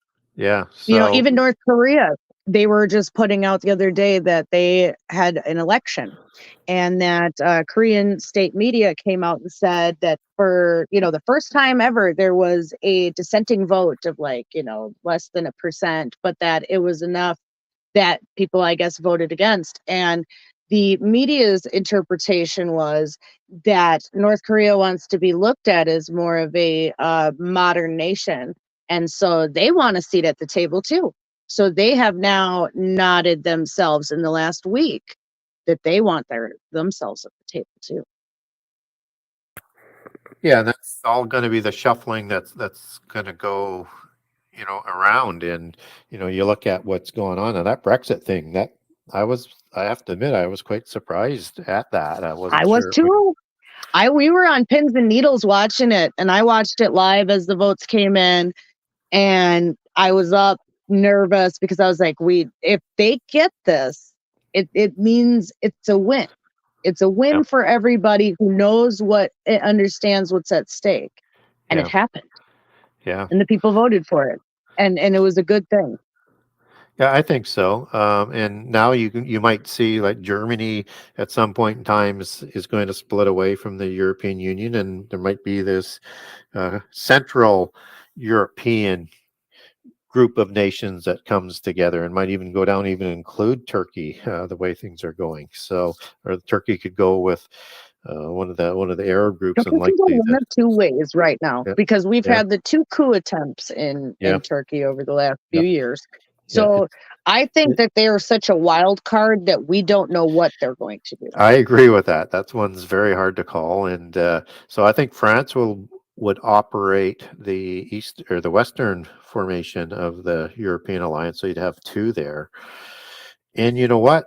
It would be likely that you would have England and the U.S. and Canada and maybe part of the Commonwealth all put back together again under a bloodline.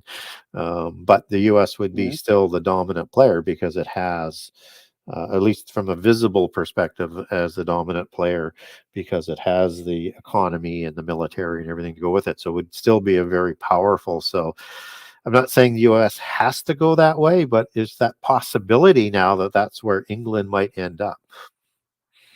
That's true, because they could at least flex that, 185 countries in your Commonwealth. I mean, you do kind of have a good coin set there, don't Yep. you?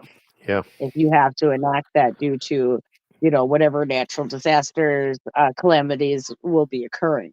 Yeah. So England will have to go one direction, either towards the U.S. or back to France. They can't be on And their France own is as all of this. touchy too. Yeah. And France is touchy too right now, because they have been Yep. rioting. Yep. Since I started in journalism, one of the first things I covered were the France protests and how they were in martial law. And as being on a network that was against the New World Order, you follow things like that. And they have consistently been in that state ever since. They've never left that emergency status and declaration since. And the people have just been continuing to protest and protest and protest. So it's hard to And say where France is going to go as well, yeah. because I think Yeah. politically France is changing. Yeah. And the media doesn't show any of the protests, right? They No, just absolutely not. and they didn't, just like they I mean, didn't show what Bootleg was John going on in happened for Brazil how last many year. nights? Yeah, they didn't show that. They don't want to show these things. They don't want to show, the new Argentinian president who wants to make his currency backed on the dollar. Yeah. Yeah. They certainly did a They hatchet job ignore on that. him. Mhm. So, yeah. Well, Yeah. we're not allowed to know because we might believe and or follow. So Yep. Well, that's mum's just the it. word. Well, all of these moves are being made in super slick secret. Even a few years ago, we had a little bit better idea of what everyone's doing. But now that we have Sleepy Joe, um, the the administration's also sleepy. We don't get to know anything.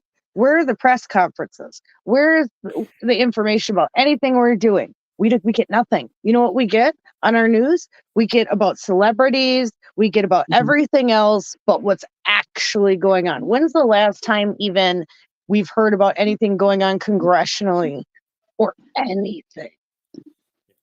The whole People mainstream need to media, really think about that. Mhm. the whole mainstream media between the time of the election of Trump and COVID, in that period, completely swung over to being who they are, and they Mhm. control everything. If they don't want to cover it, it doesn't get found out. And what they do tell you, you can't believe anyways. So, and yeah, you get silly articles and media stuff, but you don't get any real news or any real coverage unless they're doing a hatchet job on somebody, usually on the right, or a Christian or somebody like that. So That's true. Otherwise we get these, like right now we're getting a little trickles of the war. But even trying to look up last night, this storm of the century in Russia and Ukraine, you'd think Ukraine would have tons of coverage. The one thing I found on Twitter kept being this post about how Russia's got troops got decimated or whatever, which didn't even happen to some degree, but no actual coverage on the storm, which devastated so yeah, many different areas. I mean, there's people underwater still right now over there. It's bad news, plus war. So besides the fact you got war, bombs, fighting, all this killing, now you have had a one in 100-year storm that they're calling the storm of the century. Like I said, the lowest millibar pressure storm ever recorded in the Black Sea. And it destroyed everything. And we hear nothing. yeah, But we yeah, want to talk about how maybe some troops got wiped off the map. What about the people? Do we not care about yeah. We just don't care about the people, because the point is to talk about the geopolitics, not to talk about the people. And that should just disgust people. I'm sorry. We hear storm of the century and then we have no coverage. We don't get to know Yeah. how these people are. We don't get to know how they're doing. Nothing. It doesn't fit the narrative at this time there.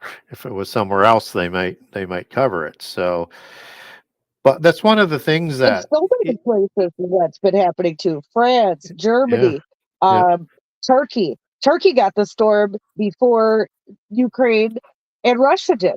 And yeah, so nobody's talking about all these disasters that keep happening day in, day out, and these places are just getting decimated, and no one's talking about it. And it keeps happening, and they're unusual level storms. It's not normal. Just like we have 4 CMEs coming at us for tomorrow. We've had more blast off. We almost had an X flare. It's going to be one of the most intense aurora shows that we've seen in years. It's going to be well, stronger than the April and March events that happened back to back 1 month apart. yep. Um, Things are increasing everywhere. Just the volume of rain, wind, the destruction is picking up everywhere. I agree. And those And cosmic rays also affect people and can also mutate genetics. They can also affect mental health. They can also incite psychosis. This is a dangerous time, and we're seeing that more and more, and people getting more edgy and touchy, and it can bring out an extreme carnal reaction between people, which, looking at these wars we're having right now and just the way people are treating each other day to day in communities across the world, it's very apparent. And if we keep getting this type of solar activity, it's only going to get worse. Yes. And we don't know if it could be contrived. We don't know if their satellites are affecting it. We don't know if interdimensional beings could be affecting it. We have other things. If people want to believe in Planet X or Nibiru or Wormwood, that is getting closer to the point where we might start seeing meteor showers and things from the sky that we have not seen before on this earth. We are seeing sunsets and colors and aurora colors of radiation and sprites that did not exist. We're seeing it multiple times in lower latitudes that should not be possible. We should not be getting aurora in Texas. we start getting events like this continuously, and they're making them normal. All the meteorologists, storm chasers, I run a team that deals with this every day, and the mainstream and the meteorologists are making it seem normal that this much solar activity is occurring and that they can see it at these lower latitudes, and that is not the case. And if we keep Well, getting this, we and could get a Carrington style event. I've been saying for years about the supermoons. It can't keep being supermoon every all the time. The definition of supermoon is that the moon is closer to the Earth than it has ever been recorded. So when you're like, "Ooh, supermoon this month," and then they're like, "Ooh, new rare supermoon," it's like, well, how rare is it? I mean, we've had 16. Yeah. All of these things that they are trying to pass off as absolutely normal, it's not normal. We're seeing purple skies around the world, red sunsets. I mean, just the sky is on fire, and it's a sign to be watching. People are having dreams, premonitions, and they're having all of the same dreams. Yeah, crazy stuff. And we have a ways to get to some of these things, but Second Ezra, it talks about signs of the end time, and it's apocrypha, but it's the Second Ezra runs fairly closely with biblical prophecy. But some of the things that they talk about and I that agree it begin, should be brought into to the Bible. I don't think it was one that should have been discluded, because when you think about Esdras, because Brett and I covered the whole books, when you think about it, he had a vision the same way that multiple other visions occurred in the Bible that were considered prophetical. So it makes you wonder why that one wasn't. Well, it was originally put in the Apocrypha of the old KJV until it was revised in the 1800s. And typically, if they were to put those books in there, is they didn't have either a complete Hebrew manuscript or an authentication of the descendancy of the manuscript and the authors. So, so I think there's a lot in the Apocrypha that is worthy of reading, and as it fits in, and it talks about the end time in Second Ezra 5, and that would be from their perspective the last 3.5 years as opposed to the last 7. Not that they don't talk about the last 7, but this is a unique period, and some of the events that we're starting to see and you were describing, it will lead to some of these other things that it's describing in chapter 5. And one is blood will drip from the trees. This one you'll like. Stones will speak. We talked about that with Teraphim and in the Old Testament, those old stone idols and wooden idols. It also talks about it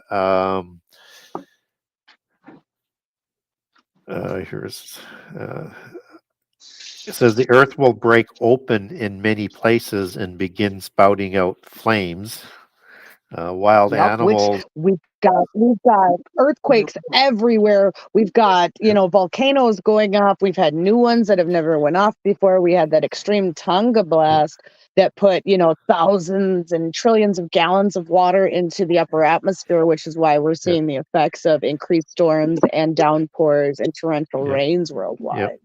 And this one is really quite stunning. The sun will suddenly start shining at night and the moon in the daytime. So things are just going to be... Now, funny that you would say that particular thing, Wayne, with the eclipses that we've had this year. But more to the point, I have been specifically tracking, and so has Scarlet there. We have noticed, and again, we're told that we're lunaticals. We don't know what we're talking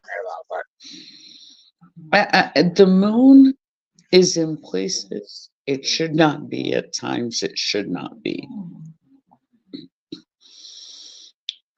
I'll look out here and it'll be for 2, 3, 4 in the afternoon, and I can still clearly see the moon. Like it never set. It never And you're went higher away. up. Right. So you're able to see that too. And even just the sun coming up, it came at a very westerly position. You know, like southwest almost due southwest. Like we're starting to see things. We're seeing compasses being off worldwide. We know that potentially the pole shift's going to occur because we have magnetic north that has went past 40 degrees north. And we have people like Mavstar Observatory who follows that. So we are waiting for a magnetic pole reversal at this point. Now, when that occurs, we will see cataclysms and things of which we have never, ever seen before, which we already have pressure on the whole globe with the atmospheric compression and all of these issues that now are going to basically push down our atmosphere down to surface level. And so we're going to see winds that are unimaginable and that they are talked about in the Bible. You know, we might get, if we get some of these solar flares, if they become strong enough, you know, we saw one that would have been potentially a detonation event recently in the last month. If that comes to us Earth side, it could come and scorch the earth.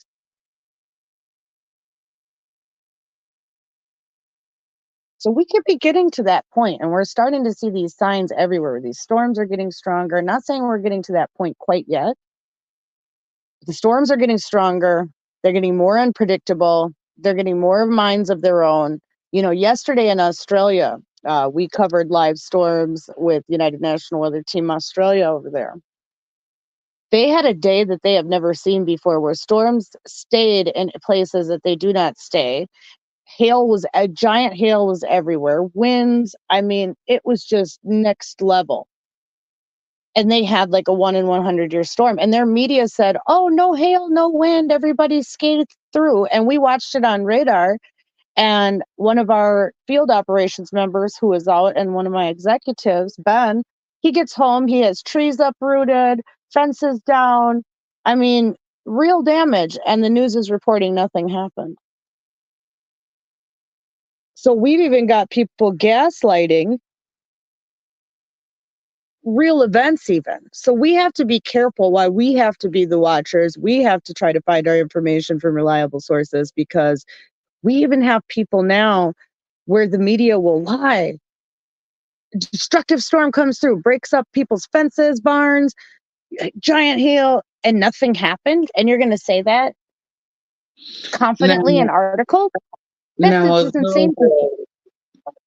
Maybe far off track, but maybe something to think about too. And I would like to know where Gary weighs on the thought. But you know, I'm really starting to get this feeling from like media and social media that maybe we take that terminology of antichrist a little too in depth. Like maybe we take it, or maybe we don't take it far enough. Like, what if media itself is a form of the Antichrist? Or at least priming our minds to be ready for it. Right. Because at what other time is the whole world connected? You know, if you think about prehistory and how the world maybe could have been connected before, it probably wasn't. I mean, maybe it was. We don't know the technology they had. But you think about where we're at now, where people can talk to people from any country of the world. We could talk to different countries. We can find out things about just about anything, which would then, if everybody is connected, would allow the stage to be opened for like your universal religion. So yeah, a lot of good stuff that was talked about there. So two things. One is that when we're going to see, as we start to see more of these events happening, whether or not they're disasters or celestial events or whatever, you know, it's Luke 21:26 that really sort of brings it into focus here. And men's hearts failing them for fear, for looking after those things that are coming on the earth, and for the powers of the heaven that will be shaken. So they're going to be that fearful that their hearts are going to fail them with the scary things that they're saying. Interesting point about Antichrist as a beast system. Is something that is, we need to understand both Babylon and Antichrist in those four. There's four kind of components, I think.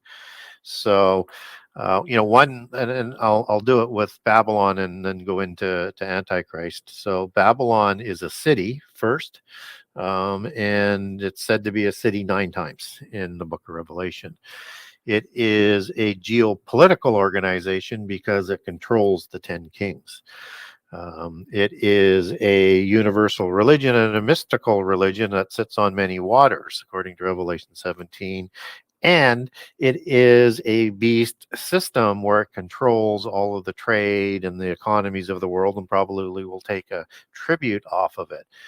And that's the precursor for the Antichrist system. So again, you will have Antichrist, who is a beast, and described as the beast. You will have the Antichrist beast system that gets implemented, and will be the mark of the beast system, which is probably just taking whatever Babylon has in place to a slightly higher, different level, and with the implementation of the chip system. And it is also a geopolitical organization because the 10 kings hand their power over to him, and he's the king of the earth.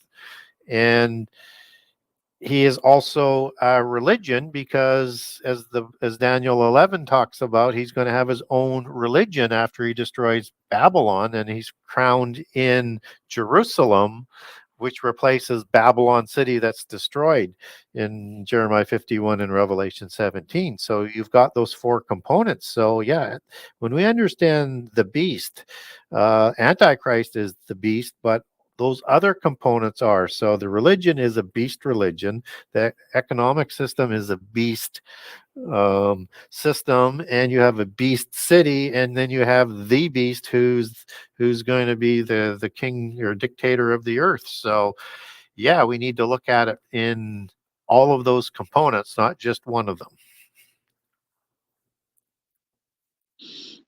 And so we've hinted on a lot of things, but like the uprise of the sudden jump from disbelief to belief in these things, like for instance, Bigfoot, Sasquatch, like so many people that were so against this before now are like, oh no, he might be real. Yeah, no, because, okay, recently, in the last 2 months, there was a sighting in Minnesota. Yeah, there's like Facebook Sasquatch. But they said daylight. They said daylight sighting on the Red Lake Reservation. Now, we know that a lot of reservations and native land also had some of these mystical characteristics too. So that could have something to do with it. The ability of these beings to come through at certain ley lines or portals or places where the energy is correct for them to come through. Because I had seen a little reel tonight that actually will tie into this, that this guy brought up this point about how a lot of the native religions drummed. And what if that resonance frequency also played into the ley lines of the earth, right? So that could be bringing that energy to allow these certain areas to be portals or, entry points for these entities. I think when you're talking about sound, it has as in the wavelength of the sound and stuff like that, that is an integral part of portals and interdimensional travel and of the worship. So the drums are going to create that. And so there's definitely a connection there. And the drums in First Nation rituals is to honor their gods. So it's a religious ritual that they're doing that in. And we look at what the trumpets did to Jericho and other cities. There's power that comes out of that as well. But when it's done in a ritual, as in most of the occult religions, I think they're trying to open up portals. They're trying to create a scenario where their gods are going to walk amongst them, or the demons are going to come through the spirit or through the portals again. And portals are just absolutely one of those structural necessities and support pillars in the occult religions. And now, Gary, are you familiar at all with Crestone, Colorado? Nope. Okay. Oh, Now, okay. Are you familiar with Dr. Greer's work at all? Have you heard of Dr. Greer? I've heard of him, but I'm not Peter familiar Greer? with his work. So Okay. He also has a strong connection there and has done many documentaries and things in that area. But go ahead, Red.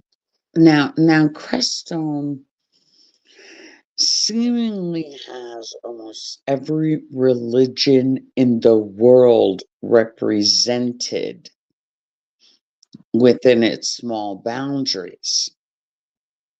And my question since I've moved here has remained the same, and nobody can give me an answer. Because, and when I say like every religion is represented up here, Gary, like there's temples to every religion. Yeah, there's ziggurats, there's stupas, there's temples, Yes. there's churches. Yes. Okay. Every religion has a temple. And if North a church. America's only fire is also within its boundaries. Correct. There's supposed to be a lot of ley lines, a lot of stuff up here in Crestone. But I watched the documentary that said that the townspeople of Crestone, and it was a little documentary on YouTube, only a couple people, 100 people had watched it. And they said that the people of the town of Crestone are able to actually open portal gates and disappear the town if they were ever threatened. right. And nobody would be able to find it. They do claim this. Now, where I'm at with this, and I'm still at this because I literally live within 10 miles of this town. And my question remains the same. What would bring every religion representation together like that other than suppressing something, keeping something, or opening something? Would I be incorrect Like in the thinking that? universal religion, because you can show that everybody's getting along there?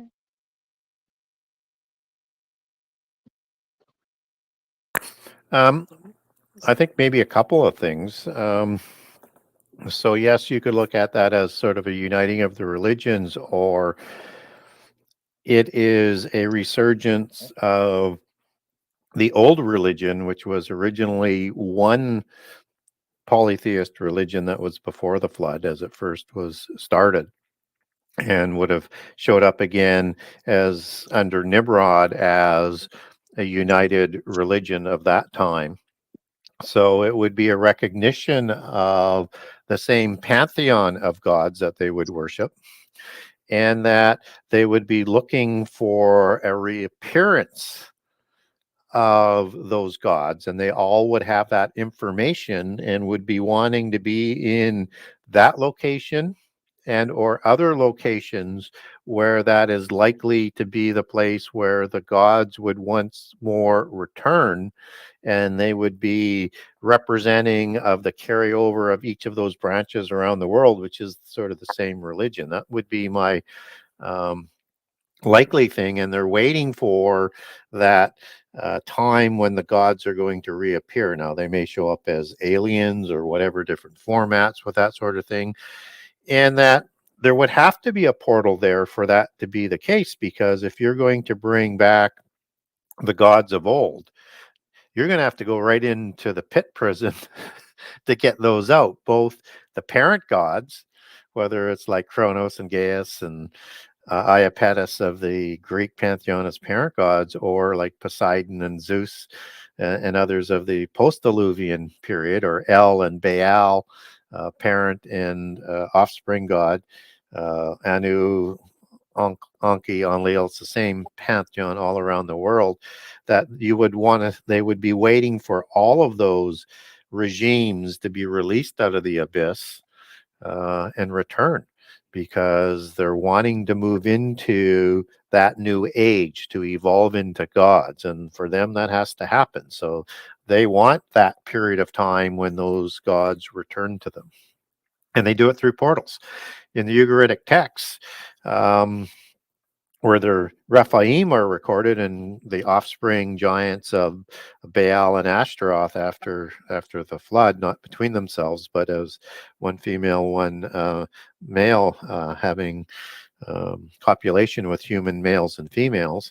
They need to want to have them come back, and they're doing these rituals, and that they would come back and reproduce more Rephaim, because the post-Diluvian giants have a fertility issue. And so the home of the Baalim is at Mount Hermon, or Mount Saphon, as it's called in the Ugaritic text. And at Mount Saphon, Mount Hermon, you have this major cave that's called the Gateway to Hades, that Baal used to go back and forth between the underworld until he disappeared or killed, is how he's accounted for not being around in the Ugaritic text.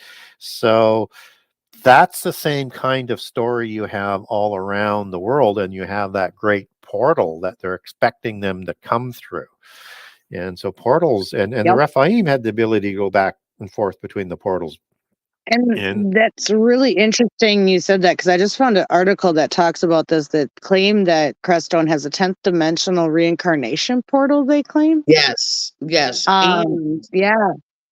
They say it allows for being quickly to enter our dimension for incarnation without going through the normal birth processes, where a soul can basically walk through the portal into our physical world as, say, a 34-year-old man, and then go about his business in this dimension. There are only 2 10th dimensional reincarnation portals in the United States.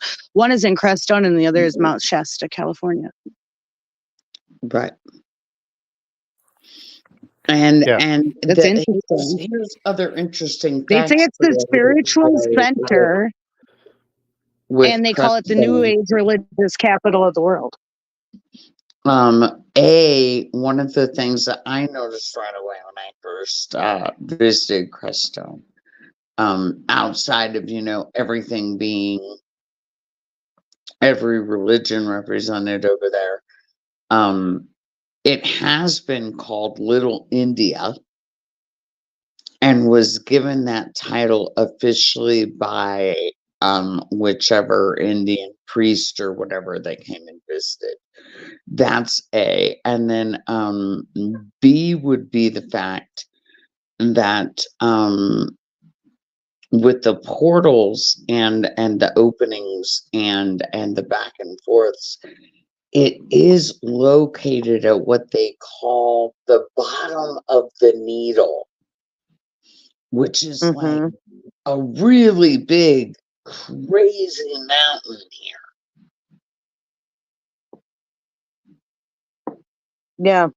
Yeah, they say that they have the Buddhist monasteries, Tibetan stupa, 2 Hindu ashrams, a Catholic retreat center, labyrinths, temples. But yeah, they call it the New Age capital of the world. They call it the Bermuda Triangle of the West. And I would agree. Weird things happen there. People disappear. It's a strange place.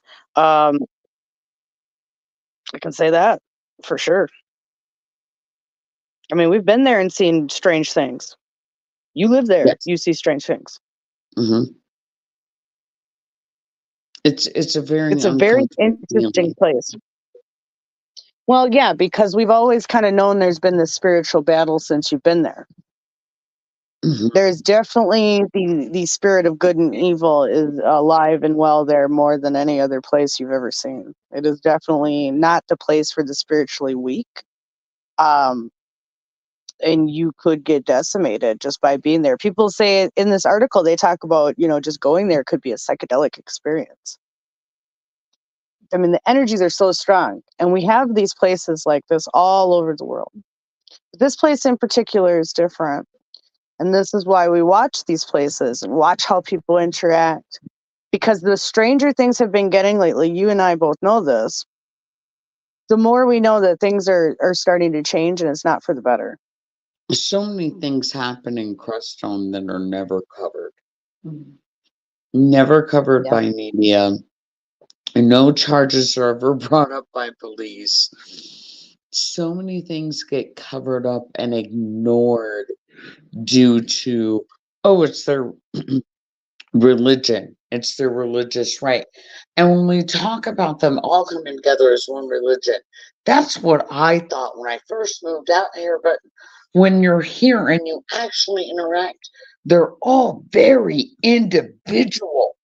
They don't cross their lines. They're not having interaction together. And like Gary said, they're waiting for that specific moment when these entities do show up, which is why people like Stephen Greer with the Unacknowledged movie, who talks about the UFOs that have crossed through in that area that have been seen, that are coming through the portal in Crestone.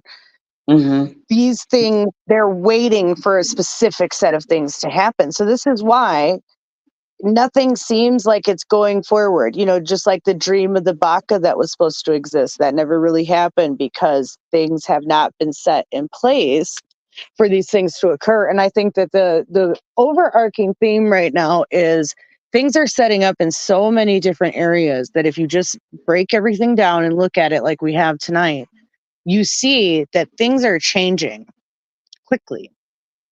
And it's because we're going through so many changes all the time. I mean, things are changing on the daily. Things are costing more. Economically, people are struggling. Yeah, and another thing with Crestone is it's literally off what is labeled the what's this road, Jess? Blue Road. What do they call the highway out here? Cosmic Highway. They literally call it the Cosmic Highway because I literally live in the spot of Colorado, Wayne, that some of the first mutilated animals, supposedly by UFOs and aliens, transpired and happened on the Cosmic Highway here. I literally live 2 miles from the farm of the first reported animal mutation known on record that they misinformed because it was actually a horse. And what is reported, I believe, is a cow, but it was actually a horse. And that they do say that was reported as a cow on purpose and not a horse on purpose to not give out all the information. But Crestone is literally off of this Cosmic Highway again in this valley. And people go to live there because of the UFOs, and they're attracted to that energy, which is very concerning, that they're amassing there in groups. Yes, and this whole valley, and it's getting larger. This San Luis Valley, which is the largest alpine desert valley in the world, is supposedly all sacred ley line grounds. Like this whole valley. Yep, the Navajo find Blanca Peak sacred out there, and the Hopi. So it's very interesting, and these people are amassing, and more people are showing up all of a sudden. And, yes, and it's starting to amass with lots of people. Crestone, which is concerning. More people are flocking to Crestone in the last 3 years since this pandemic, since COVID. And where do you think that's playing in? Gary? Like, it is. What do you think COVID is a sign of? Well, I think it's part of the pestilences, and I think it's, you know, man created pestilences, whether it's through viruses, biological warfare, or just, you know, disasters and things and wars created by, you know, the perpetual globalist war group. So I think it is a transition with that. And what was interesting about COVID is that Fauci, who I understood even today, there's whistleblowers are saying that he was trying to destroy any association with what they knew about Wuhan before. Hmm. We were one So of it'd the be first interesting. people to report about the gain of function research. Yeah, I reported on it actually January 30th of 2020. yeah, And I had found the gain of function research paper years before anybody did. I reported it on there, and they were trying to put human cells into the coronavirus vaccine to then put into animals.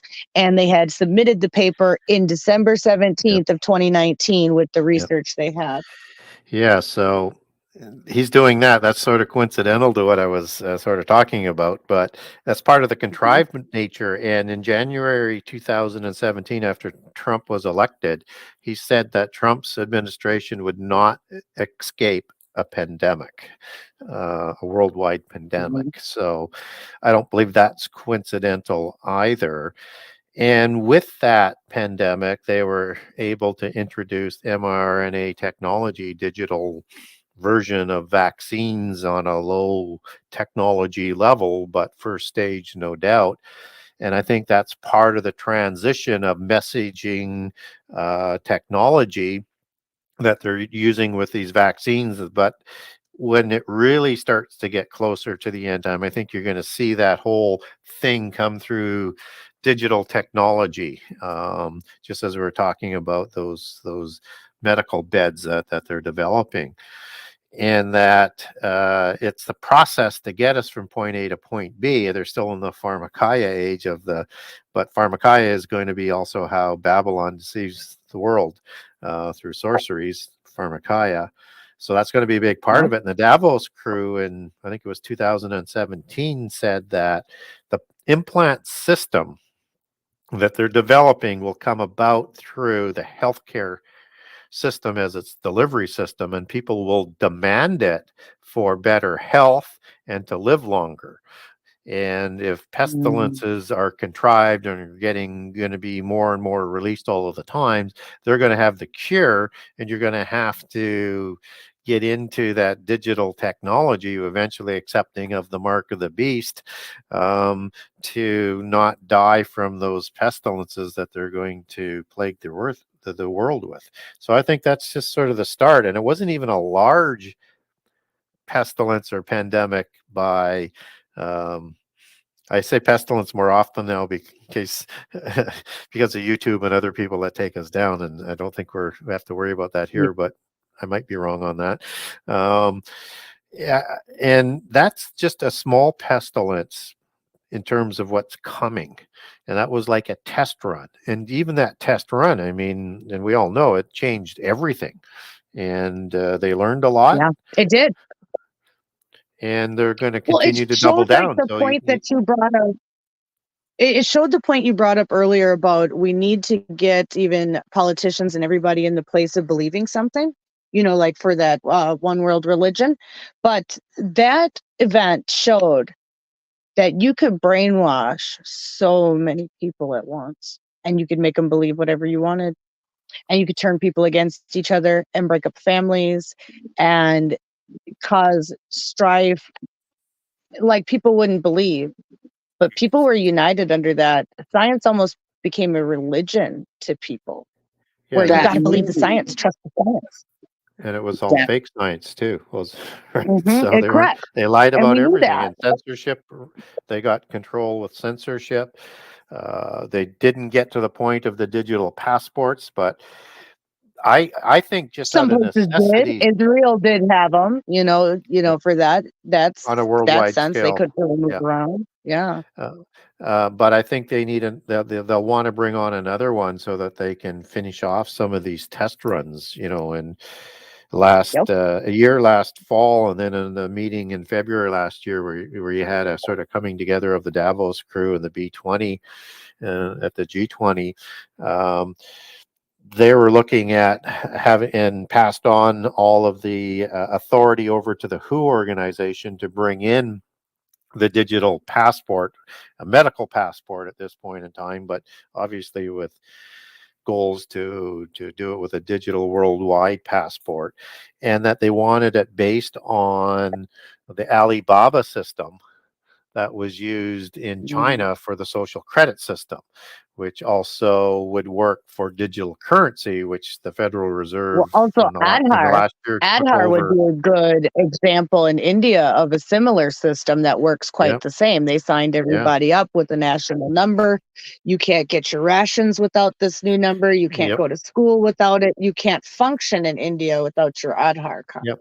Yeah, so it carries all of your social credits, whatever they want to put in there. You can't go to a movie without it. You can't take any money out of the bank if you don't want it.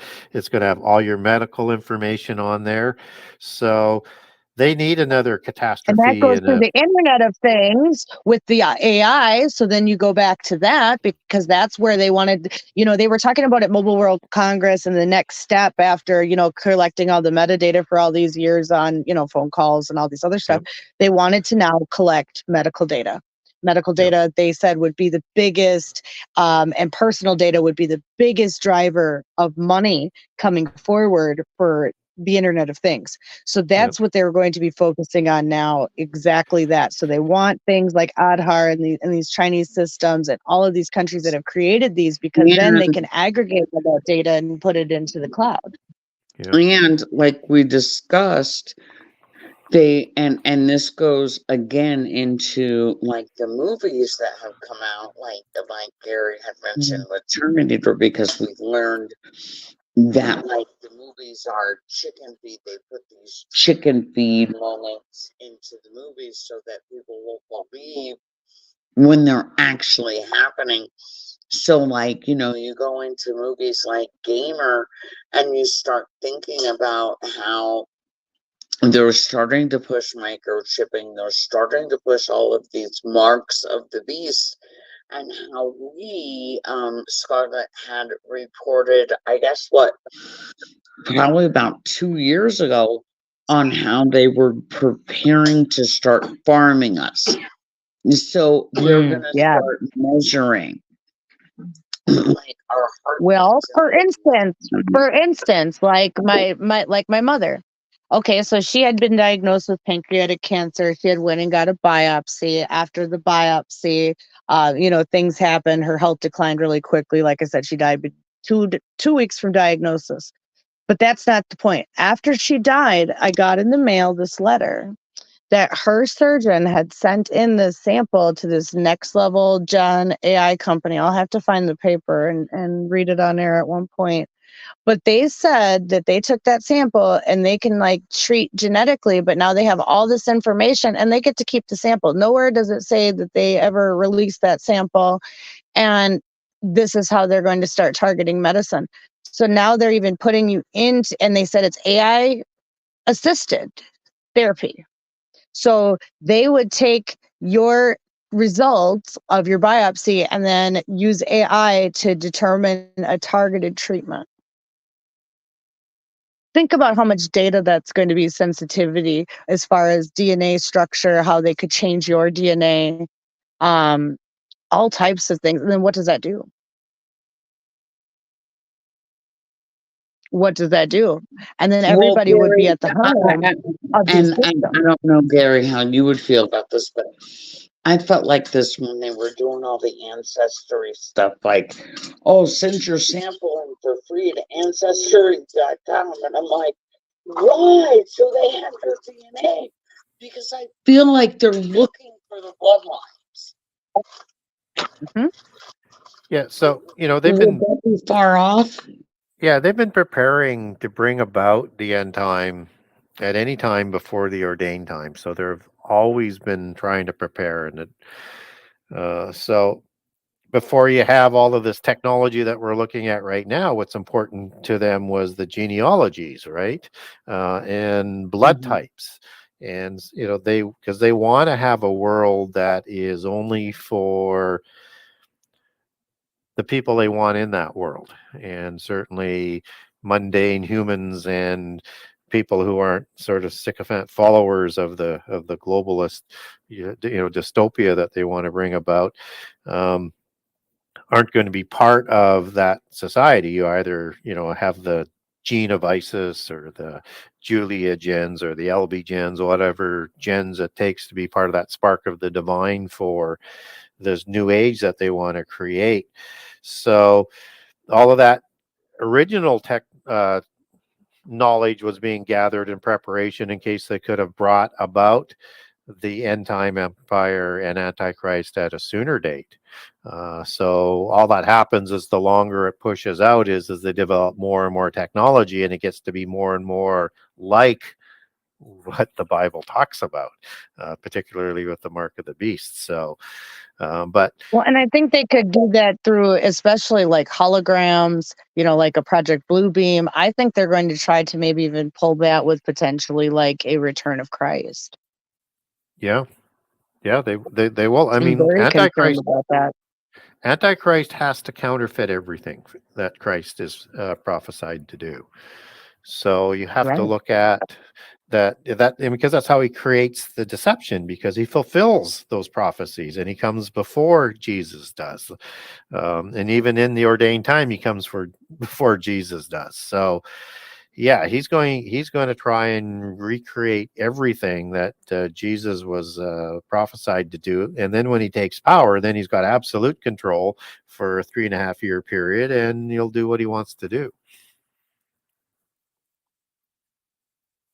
Yeah, I think people need to just be ready for the signs, but don't fall into the hype. I think that's the most important part of all of it, because there are a lot of people who prophesize end times, and I think that people get ahead of themselves, and there's a lot of people causing unnecessary undue panic, and which also turns off a lot of people from even hearing it.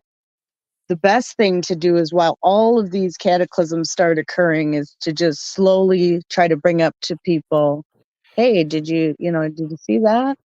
You know, isn't that strange? Have you heard of that happening before? Slowly getting people. That's how I've gotten a lot of people I know personally to start listening to what I'm saying, because over time I planted the seeds and just started bringing up things and showing them through things that are happening currently, in media and or sometimes in history. But I think that's the only way to show people as we move forward, to try to, stay sober of mind when we're looking at some of these things that might seem unimaginable and devastating.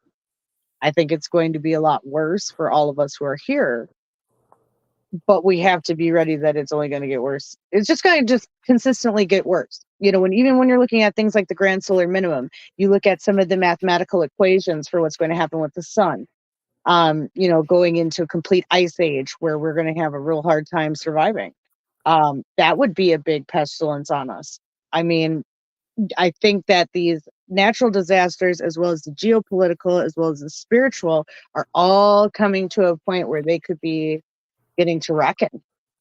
We've got pole shift on deck. We've got potential, Planet X coming in. Then we'll have some meteor showers and other space debris and things that people haven't seen for a very long time or ever seen. We're already seeing those cataclysms, red rivers around the world, pink rivers in Hawaii. Um, Signs that the earth is showing us that the next step is coming. And I don't think people are watching. And I think not enough people are praying. Not enough people are thinking about this. And the more that the other side is able to create this fantasy before it's supposed to happen, is just going to put us through undue trauma and stress. So we need to try to find a way to get people aware. The more awareness we bring, it seems to thwart their plans and will not allow them to follow through with them. So I think that's a lot of people are just, I guess, okay with being stuck with where they are because they're starting to get beat down. A lot of people economically are struggling financially. People just aren't making it right now, which is also playing in onto what you have to pay attention because a lot of people are in survival mode. And that also could put us in a precarious place for things to start occurring in the future. If people are already beat down and their soul and spirits are, not in balance, what does that fare for us when things start to get bad? Do we make it worse on ourselves? Because like I said, I've seen true anarchy. So if there's nobody coming to help, if we start getting cataclysms so big we cannot, because from an emergency management standpoint, there's nothing you can do once it hits a certain threshold of destroying enough area. Yeah. That's it. I mean, you just can't send enough people in. Nobody's trained for that. It's logistically impossible. Yep. People, I don't think, realize what could be on the line in the future. Having too much reserves and food or fuel or whatever could cost you your life sooner than later because they're going to just search it out everywhere. It'll be just absolute anarchy. And people, we used to think you could sort of get off the grid. And they're not going to be able to track you down. You could go live in the mountains. You can't go anywhere now. They can track you almost everywhere. And as we get more technology between the satellites and the technology, you can't hide anywhere on this planet. So they're going to find you. And I personally have been off grid now for the last 8 years until about 3 weeks ago. And we just came back on grid, like we just moved and got electric and got running water and got back into the grid because we had literally been living off grid because we were preparing for when the grid went down. Yeah. And it hasn't in 8 years where we were all so positive it was gonna. And it hasn't. We've skated through the last 8 years without it completely going off the rails. And so we just stepped back onto grid again.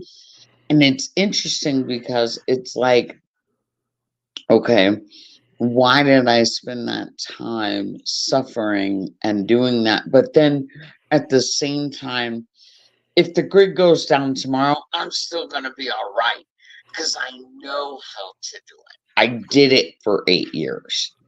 Yep. Right. And I think a lot of people aren't getting ready and are in this really comfortable position of, I go to work, I scroll, I Netflix, I chill. There's no, and not that there needs to be urgency, but I think there needs to just be a situational awareness, like a civic duty to be aware that things aren't what they seem right now. Like I said, especially with weather, with, space weather, even just all of these earthquakes, volcanoes, so many different things that I think people aren't paying attention to, severe weather events. And it's becoming so normal that no one's paying attention. And I think that's gonna catch up to us sooner rather than later. I just see it right on the board. We have communities that have fallen apart all across the country because, big storms have come through. Rolling Fork, in particular, Perryton, Matador tornado. All of these communities got just absolutely devastated, and then a lot of these places are forgotten already. But yet they've went through the ultimate moments where some of these people, have almost supernatural stories of survival. And most of the stories you hear, which I always find interesting in these natural disasters, are the people who pray to God. They always seem to have some of the most harrowing stories where they get saved at the last moment, and it's because of their praying. You know, people I don't think realize the connection that they can have, and they need to create that relationship now. And too many people have walked away from it because a lot of the institutions are pushing it on people. But I think a lot of people have been coming to a moral, you know, like they say, come to Jesus moment. And we've been seeing small revivals. We saw that large revival at that Bible school. I think it was in Kentucky that had 20,000 people. You know, there is a movement that we're seeing all around the world that's kind of picking up, but we're also seeing the pushback, which is why I think it's the perfect time for people not to be afraid, because it's exactly what they said was going to happen in the Bible, that there'd come a time where you can't even talk freely about it. And I think this is the time we talk freely, more freely than ever, but do it in a way that's tasteful and tactful. Because I think a lot of people think they're warriors for Jesus, and then they really just cut people with harsh words. It's something that I'm seeing. There's a big divide even on social media, even within the Christian community. And then we've got, you know, biblical Torah following people who now are judging people, and they're the ones that are really pushing people away, um, even into atheism. I'm just seeing this apathy in the community that's just falling apart. That's just letting me know that the next set of detriments are on its way. You can just see it. The crime is increasing everywhere. People just are unkind to each other. I mean, there's just such vitriol right now. And I don't know how we change that. There's such a division that just is setting the stage. Yeah, I think there's a special generation reserved for that.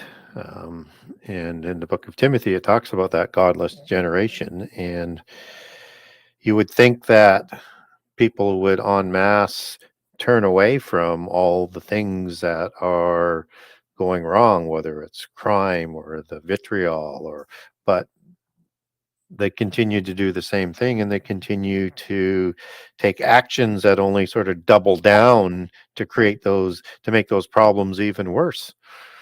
Yes. So, and we continue to put those people back in power, and they continue to make things worse with their powers, and the people continue to support them and do the things themselves on a day-to-day life that are making things worse. There's I that think it's a special long delusion that's coming yeah. across the world, I think so. I do, because we have this real pushback, like let's go back to like the Israel Hamas war, where we have a lot of hate for Israel, Yeah. where there were Palestinian protests. Pam had said earlier in our chat that at Rockefeller Center earlier tonight, there is a protest during the lighting of the tree that was a tree lighting ceremony. And I'm going to assume that it was that. I don't know for sure. I did not check. I'll check now. But I'm assuming that's what it's going to be about. And we're seeing these demonstrations that are turning violent, though. These protests that are claiming to be for pro-Palestinian, rights, which, of course, I mean, some of these people probably do not feel that way and probably should not be killed. But in war, you don't know. When most of the people have this hate and vitriol towards each other, where they both want to kill each other, I mean, you can't trust anyone. So I understand the paranoia as well. But what I have seen out of these events all across the country are violence, people getting run over. Somebody got killed in one of these and shot. It's getting dangerous.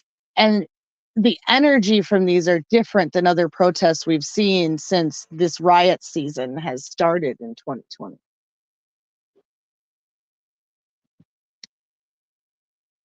I'm just seeing a different energy, just a different hatred coming out of these events.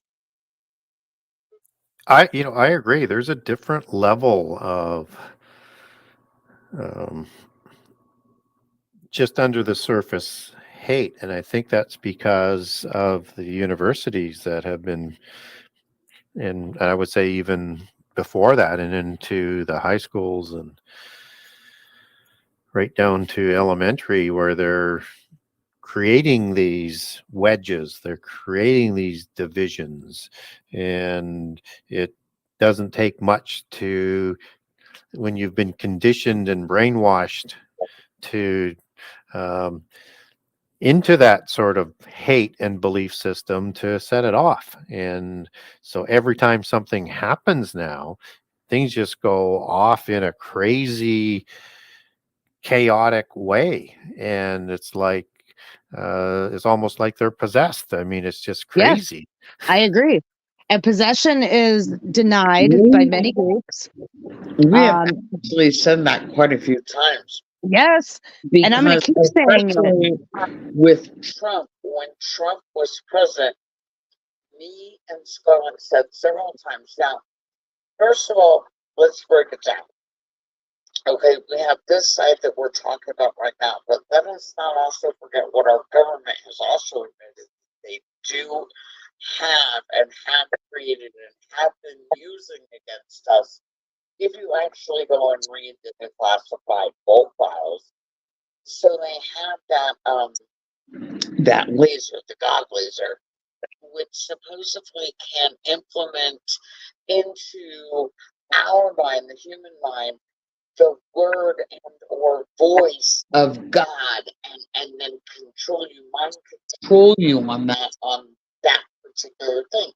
But where I'm coming to with both of these points is that we said with the possession and then knowing that they have the God laser and the ability to do this, kind of brings into a light a little bit more some people like Charles Manson and people of these natures that have claimed these voices in their minds that have made them do these things. But also, like, when certain people speak, such as Trump, it's like you can be in an audience and listening, because Scarlet and I witnessed this firsthand. Being Yeah. there and listening to what this man said, and the person next to us literally repeating something totally different than what Scarlet and I heard. Yeah, it was a local reporter. So we got press access to a Trump rally when Red came to visit me. And so we went to the Trump rally. Why not? We're getting in this press. Let's go. Fun event, right? And so we go, and we're sitting behind a local reporter for Care 11 News, actually. And he was sitting there typing his article, and her and I are sitting next to him. His computer is plugged in. He's at the table ahead of us because we're like in the press bullpen. You know, everybody's got their computers, ABC's there, Fox is there, you know, all the big dogs, and then me and Red, whoop whoop. And he was literally writing something completely different than what was occurring during the speech. And like she said, her and I looked at each other while we were reading his computer screen and just about died and was like, so this is how they do it. We got to see it firsthand. He's literally listening, but spinning it immediately in this article. I mean, he's typing as he's talking. He's going to send this in, and this is going to be the story of the day. And I just thought, wow, it just showed you like how contrived, even when he gets the information firsthand, he manipulates it to his own benefit. And then that will manipulate the people. Yeah, we can't, you know, it's hard to see how you have a civilized nation if the media is off the rails. Right. And it can't continue to function because it just turns into a one-party totalitarian state. And they have, you know, they don't have a monopoly yet, but they've got almost a monopoly. Yeah. Good hold. Minnesota is completely run by one party. They pushed through some of the most progressive things in the country, and they blew through and didn't think about the bills that they were making and just made laws. And now we're going to all have to deal with the consequences. And I don't think people realize where that puts people, because like I said, there's such a divide. There is no middle ground anymore. There is no common place where we could talk about things and actually get bills put in, actually get information in. There's nothing. every bill that's brought into Congress, Senate, any type of city council, there is a partisan push. And if that partisan push isn't there, you're not getting your agenda through. If your people are not the majority, you're done. That's it. And it's a really sad time for America and the world, because we used to have a time where we could talk and come to common ground. And now it is based on partisan lines, and people will find out your political affiliation or brand you as a certain political affiliation and then hold you to a specific standard and make you less than. Well, now it's not even a political thing. It's like, oh, you're religious? Okay, I have this problem with you. Oh, you're political? Oh, now I have this problem with you. Oh, you're a human? Now I have this problem with you. Oh, you're a woman? Now I have this problem with you. Like every single, it doesn't even matter anymore what you are, what you aren't. Somebody has an issue with what and who or whatever you're a part of. And it's gotten to a point now where you're afraid to even breathe, because who is going to be offended by the air that you're breathing? Correct. And it's a dangerous place to be in this time where more pestilences can occur, because it just sets us up for hatred, vitriol, more murder, just hatred, no community. We've said that for years. The problem with the situations we have across the country is that we have no community. People don't trust each other. People don't talk to their neighbors. They don't interact. They don't know each other. They don't know what's going on in their lives. People can live next door to each other for 30 years and never even see each other nowadays. Well, and look at what they did to us during the pandemic, like you said, setting us up. Because it's like they literally were like, oh, does your neighbor have more than one person over at their house? Call us. Yeah. They got SS-like behaviors and got people trained to snitch on each other, call on businesses, ruin people's livelihoods. Yes, while preparing them to take the things that they want them to. Like, for instance, here in Colorado, oh, we're going to do $1 million drawing if you go get your vaccination. And had everybody wishing on a prayer and giving false hope to people. People are putting a lot of false hope and prayers into systems and ideas that are extremely fallible.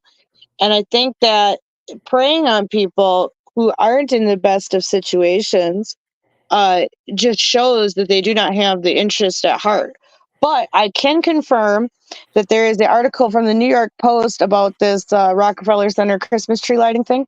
Pro-Palestinian protesters, one carrying a swastika, storm Midtown in bid to derail Rockefeller Center Christmas tree lighting. Yeah, and what has that got to do with their cause? Correct. Absolutely nothing. Nothing. Yeah. Nothing. Yeah. There's this. I mean, it's insane. They said that they're comparing the Israel IDF to German Nazis. Yeah. Yeah. I mean, look where we're at. People and people will support this. And to what avail? How does this help the people? I just want to understand, how does this help the people, and how does that justify how they were attacked to begin with? We need to go back to that first. Okay, I understand things have happened in war, but war is dirty.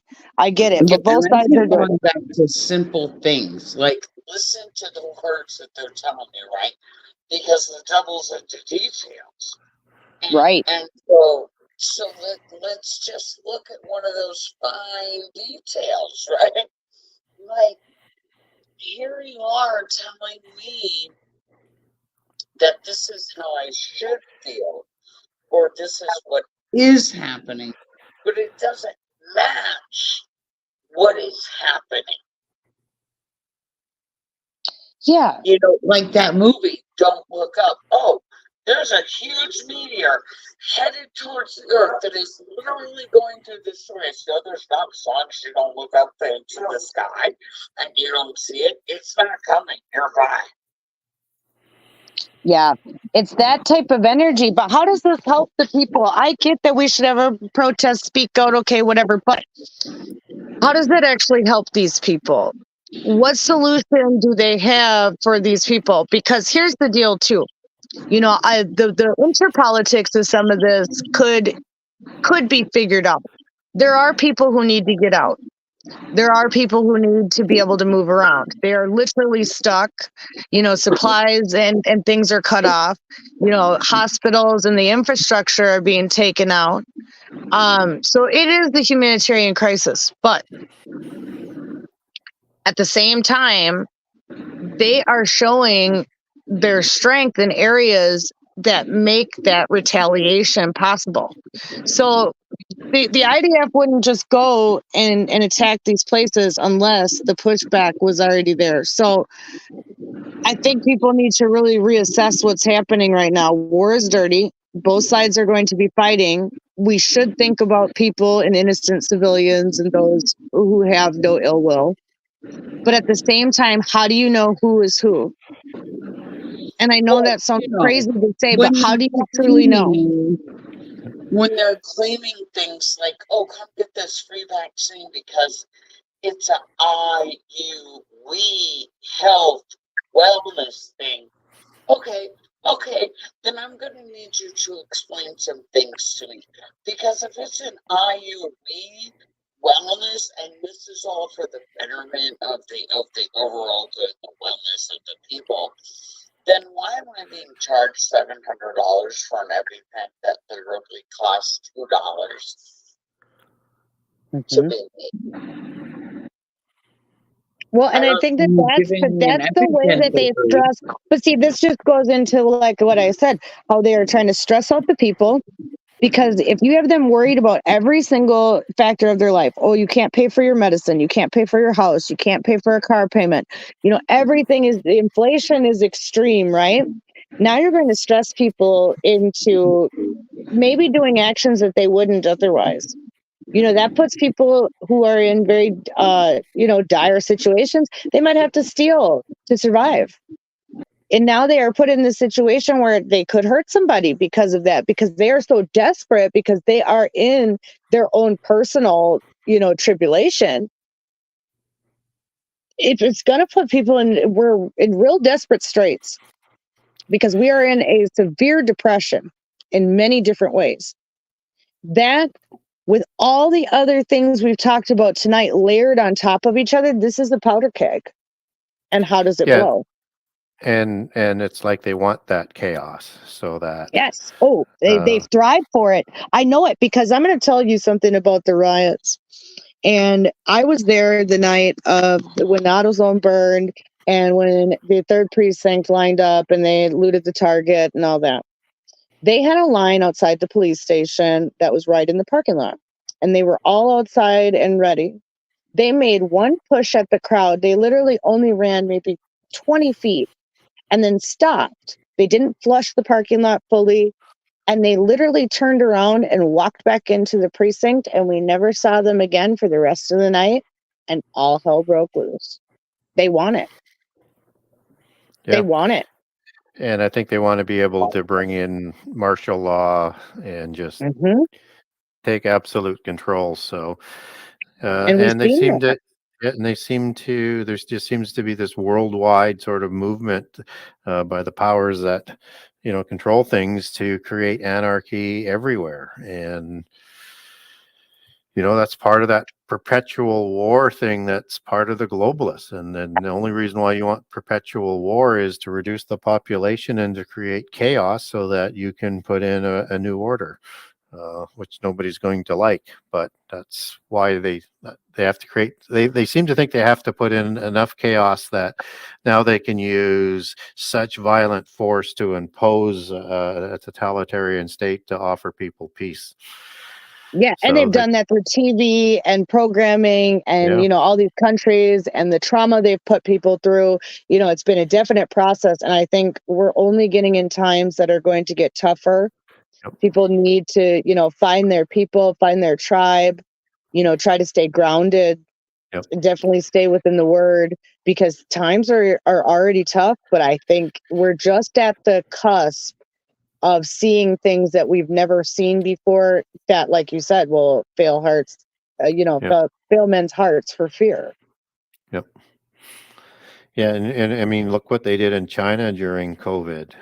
Nailing people's doors closed, and look what happened in Australia and New Zealand. I Yeah. mean, we didn't get to those levels, but the government was wanting to, and they Mhm. admired all of those places for their way they Control. handled it. Yeah, Yep. it's like, yeah, that's what they need to. That's what they're trying to do. They're trying to create enough fear to have absolute control, and all your rights are gone. There'll be no ability to influence the government in any sort of way. And you have anybody that stands up against it, they get canceled, and it doesn't matter who you are. I mean, to me, it doesn't matter whether or not a person agrees with President Trump's policies or the way he handles them or not. When the whole world, in terms of who runs the world, rose up against them and are still rising up against him, that Hmm. control anything and everything, and it's one guy, because he has the ability to slow them down if he's in power. That should be just a sign to everybody, like, I don't know about, you might want to say, I don't care what Trump says or does, and that I don't, you know, but whatever it is, I can't support the rest of these clowns that are out there that are destroying people, destroying the world.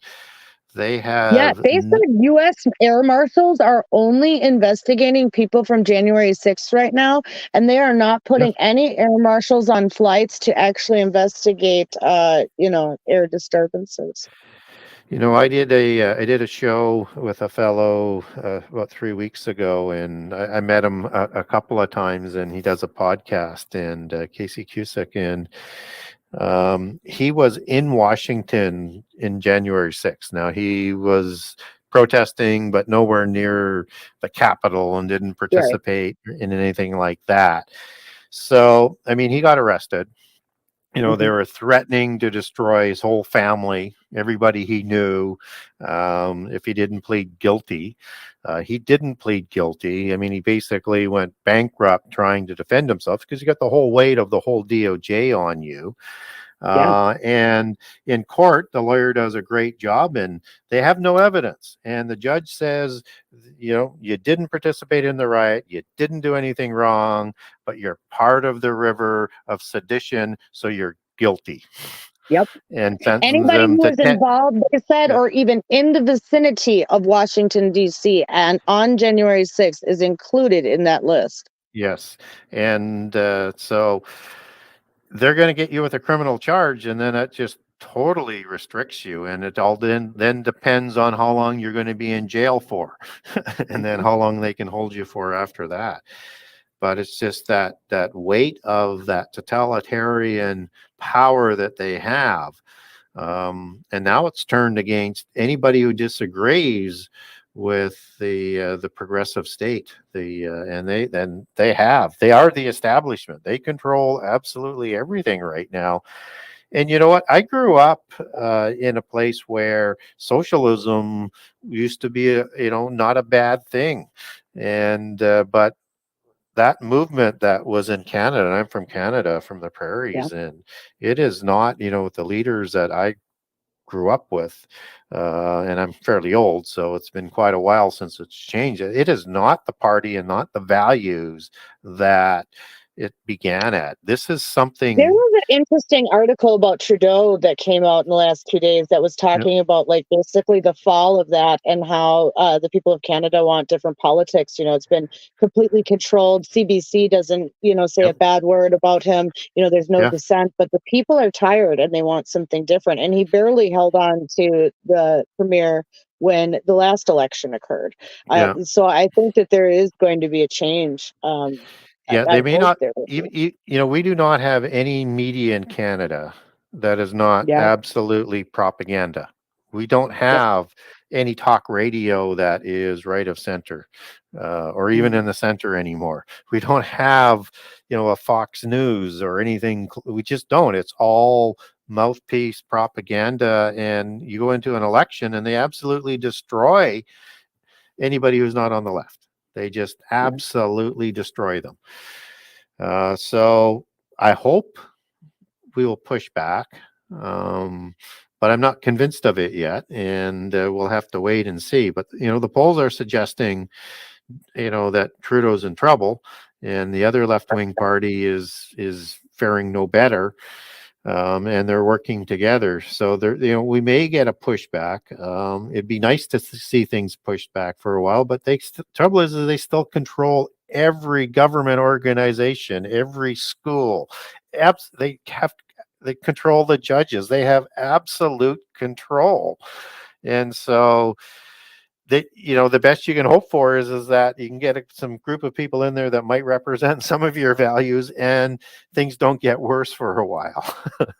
But otherwise, I don't know how you do that complete overturning of all the institutions. I mean, I don't think we do. I think that's a part of our pestilence. I think it's only to get worse. And that is why we're in this situation. It's just the beginning of the cusp. Things are starting, I don't think we could have that big flip. People did not fight hard enough. People had some type of apathy. We saw it. People would not fight back. Eventually, people were like, you know what, we're tired of this, but I don't think there was enough pushback. That's what pulled it back, because people did start to, dissent all everywhere. But until we get people to that point where they want to get up and fight and basically lose this apathy that they have for any action in their lives, and just, I don't care what happens in local government. I don't care if they pass this or that. And yet complain about the effect it has on their lives. Eventually, there's going to be a tipping point where something happens where they're going to be like, you know what, this is a... They need to see the full draconian effect before. Yep. And it's going to happen to everyone, unfortunately, in some way, shape, or form, for them to want to stand up. And I hope that we get to that point. If not, us of the faith are going to just have to stand strong, that, we just move forward day to day with what we've got. No, Gary, I know you've got to get going. So I just want to say that we appreciate you coming back. We look forward to all of our talks of visits with you. They're never a letdown. And can you just cover for everybody quickly before you head off where they can get Genesis 6 Conspiracy, what to look forward to in the next level 2 of that coming out, and then maybe give them just a little bit of knowledge on this third book you're starting? Sure. So the best place to get, and thank you for having me on your show. It's been absolutely wonderful conversation tonight. Hopefully the audience has liked what we've been talking about. So the best place to get a hold of me, if you're interested, is to go to my website. That's the Genesis6conspiracy.com. That's Genesis 6 with the number 6conspiracy.com. And on the website, there's a contact the author. So if you want to ask me a question, or if you want some information, just name the topic. If I've got a document, I'll send it to you. If you ask a question, I might send you a document as well as answer the question. May take me a few weeks to get back to you, but I will get back to you. Also on the website, I have a generous excerpt of all 98 chapters of Book 1, the Genesis 6 Conspiracy, how secret societies and the descendants of giants plan to enslave humankind. And I also have up on the website all 84 chapters with a generous excerpt of the Genesis 6 Conspiracy Part 2, how understanding prehistory and giants helps to define end time prophecy. And on the website, you can go to the Buy Now page and you can buy a copy of my current book, whether or not you're in Canada or the US, there's separate pages for that, or if you're overseas. And I have pre-ordering available for the hard copy, not for the Kindle version yet, on the website for Genesis 6 Conspiracy Part 2. And if you wanted to pre-order or buy Genesis 1, Genesis 6 Conspiracy Book 1 from Barnes & Noble, Amazon.com, Amazon.ca, there's a link right from that Buy Now page over there, and also from the front page, and over to the Kindle edition for Book 1. I'm still waiting for news when Book 2 will be up there for pre-order on Kindle. Hopefully I'll have that information in the next few days. So that's the best way to get a hold of me. And you can also follow me on Facebook and on Twitter under Gary Wayne. And you can also send me a message on Messenger as well. So I have another book that is on the way. It's going to be a little bit different, but still sort of connecting and starting out where the Genesis 6 Conspiracy starts out. But it's going to be about the Holy Covenants that are done in prehistory. And it's going to be about why Israel was created, why the things that happened to them happened. So you'll learn about the blessings and the curses of the covenant, and that there is a reconciliation for Israel and Judah, Israel to awaken in the end time, and Judah to recognize as the one that they pierced in time for the supper of the Lamb. And I mentioned earlier that there's several different days or times that Jesus will come back. One of them is for second Exodus. So it's really about how understanding the prehistory, it'll help you to understand the portions of prophecy in the second Exodus in the end time that's different than the church prophecies. They have different lanes, but they do come to that nexus point at the supper of the Lamb in time for Armageddon. Wow. I can't wait for that. That'll be great. I mean, it's exciting. I mean, you never thought you would write the second book, but I mean, honestly, when you start to see all of these things, daily and then over time add up, you start to see that we're in interesting times. That's for sure. Yeah, exactly. What a time to be alive. So yeah, thank you for being here, Gary. We appreciate you. We always have great conversation. It's always a fun learning Always fun. experience. Yep. And yeah, absolutely. So definitely come back when the book comes out, and then we'll definitely have a chat about it and get more into that, because I think by then, with all the players and the geopolitical pawns that are in place, the next few months might be an interesting time to watch all these things unfold. Yeah, and using that, you can learn a lot of things. Yeah, and it'll be interesting to see what happens in next year's elections in the U.S., because that's an opportunity for pushback or moving forward A jump faster. forward. Yeah, A jump forward. That's And a that crossroads. and that's what people need to think, and I think at this point it's all about the grassroots. So start really small and local. You can help influence the people around you just by simple, common ideals. And that can help bring some pushback if you just try to be real with people and, just talk to them. Common ground still does exist, but only at the grassroots level. Exactly. And that we need to focus on what we agree on, not what we disagree on.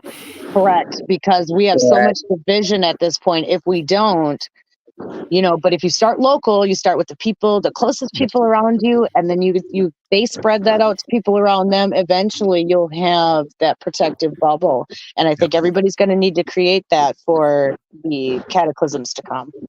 I agree. Yes, 100%. Well, thank you so much. We appreciate it. Well, thank you, and good night. It's been a pleasure. Yes, good night, Gary, and we look forward to having you again. Absolutely. Bye-bye. Bye. Bye-bye, Gary. everybody. That's Gary Wade, author of the Genesis 6 Conspiracy. Like he said, you can find We him at have been so lucky. genesis6conspiracy.com. We have. Gary's a great guest. We appreciate him He very much. loves our show and he loves coming on. I mean, that is literally, I believe, the 8th or 9th time. Yeah, it is definitely, it's definitely up there in the times that we have interviewed Gary. But it's always a good time. We learn so much. That man has so much knowledge. He brings so much to the table. Like, we'll have to go back and actually listen to this episode, go back and even read all of the scriptures. I mean, this man is like a walking Bible. He can It's quote the script. amazing. It's amazing. You know, definitely he's the person here to be a watchman of our time, much like us. You know, we all play our part here to put the pieces of the puzzle together, to be aware of what's coming. We don't need to do it with panic. We don't need to do it with worry, because at the end of the day, if we have our faith, we know that God has our back no matter what. Even if we suffer through, Right. we suffer in the mirror image of what Jesus went through. Absolutely.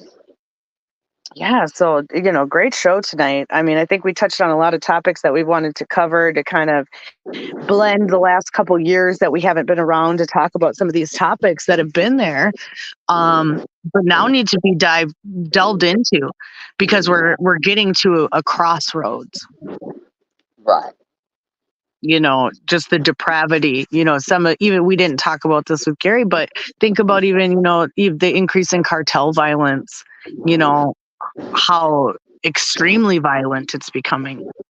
Those things, I think, are something to pay attention to as well. To the middle of freaking nowhere, to suddenly be surrounded by active cartel getting busted. True that. There was like a raid over by Reds. That's true. And that's what I'm saying. And these people are violent and they're killing people. I just want to clarify, Scarlet, all right? There was a raid, not over by me, literally one house away from me. Okay, true that. There was helicopters and it was the whole shebang. Okay. And we are talking FBI, CIA, we are talking all the alphabets were there. Investigation, the local sheriff presence, not very big, but the state, everything like this. And please let me verify for everybody out there, I have video of these helicopters landing and taking people, boxes, and things out of these establishments, and yet our local press reported it as potentially happening and rumor only. Bull. That's what I'm saying. This is what we talked about with Gary, how these media outlets literally now gaslight you and say it doesn't happen, like yesterday in Australia. Literally, neighborhoods, fences, all types of things, giant hail, ridiculousness. I mean, you've seen mesos over there that you usually don't see. I mean, there were structures on storms that were next level that, you know, you only see in the US. And they were seeing them in Australia. And the ABC, which is Australian Broadcasting Corporation, says storms come through, no hail, no damage. What? Same type of energy where, nope, that didn't happen. Didn't occur. Excuse me, Linda. Okay. What? Like, that's what I think. And they're literally gaslighting you. Like, literally gaslighting you. Like, how bad is it when your own media gaslights you and makes you feel like things didn't exist? I mean, it's getting really bad. It's getting really bad. It's dangerous. Because people, you know, average people aren't really diving into anything. You know, they talk about fact checking, debunking, you know, but then there's also scaremongering too. There was a recent post about the iOS, how, you know, iPhones were doing that airdrop, and that wasn't actually true because you have to accept an airdrop and you have to be close to somebody, you have to tap your phones, all these things, right? But they scared everybody into believing it, and everybody was posting it, and even police departments were posting it. and people literally were posting false rumors. And so we have to be really careful about this, because even who we are supposed to trust as media fails. Okay, so take a moment right now, Scarlet. I just need to know. And look outside, and do you have a huge circle around your moon right now? Because there is a huge circle around my moon. Like I'm It's talking about probably a moon bow. Okay, so at this time of year, it's at like 22 degrees or something. There's actually like an astronomical reason why it's occurring, and it's a moon bow around it, and it only happens at this time of year. So maybe, but I'm sure you can see it better there. Is you know what I mean? But everybody's been seeing it for the last week, so you're not the only one. okay, cool. Yeah. But So that's what it is. But it's a moon bow. So if you actually take a picture of it, you'll notice that in this halo around it, you can see like rainbows. oh yeah, you don't need a picture. You can see it without it. Yeah. Yeah. My point being, regardless if there is an explanation or not, I am 44 years old and I've never seen that. No, but the moon bow's been being shown to everybody. That's what I'm saying. Like this was something otherwise like was only caught. Things that are normal. Yeah, but they're making everything normal that is abnormal. See, this is my point though. Like even this year, the National Weather Service decided that for like the winter weather, that they're going to make thresholds that are higher in all the communities. So they're not going to call it a winter weather advisory or winter storm warning in certain areas until, heavy amounts of snow and things. So some areas won't get it called until 6 inches, or 7 or 8 inches or even a foot. It's wild.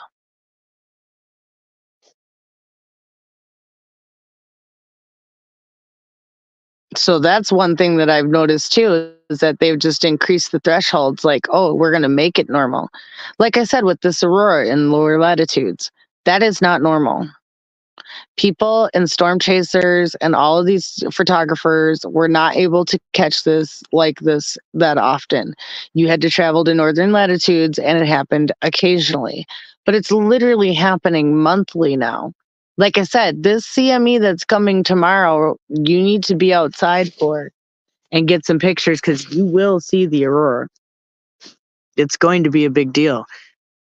We could have interference with radio communications, all types of things, but it is going to be the show of shows. So everybody get ready. It's going to be insane. I think they said it's going to be bigger than March, and March was insane. That's when I got all those ridiculous colors and all of that. Right. So, I mean, I think people need to think about that because it is coming. And this magnetosphere is having a really hard time. And you can only keep taking hits with your magnetosphere waning for so long. And now I'm talking with Gary. It really makes me want to go find Steven again. Mm-hmm. Steven.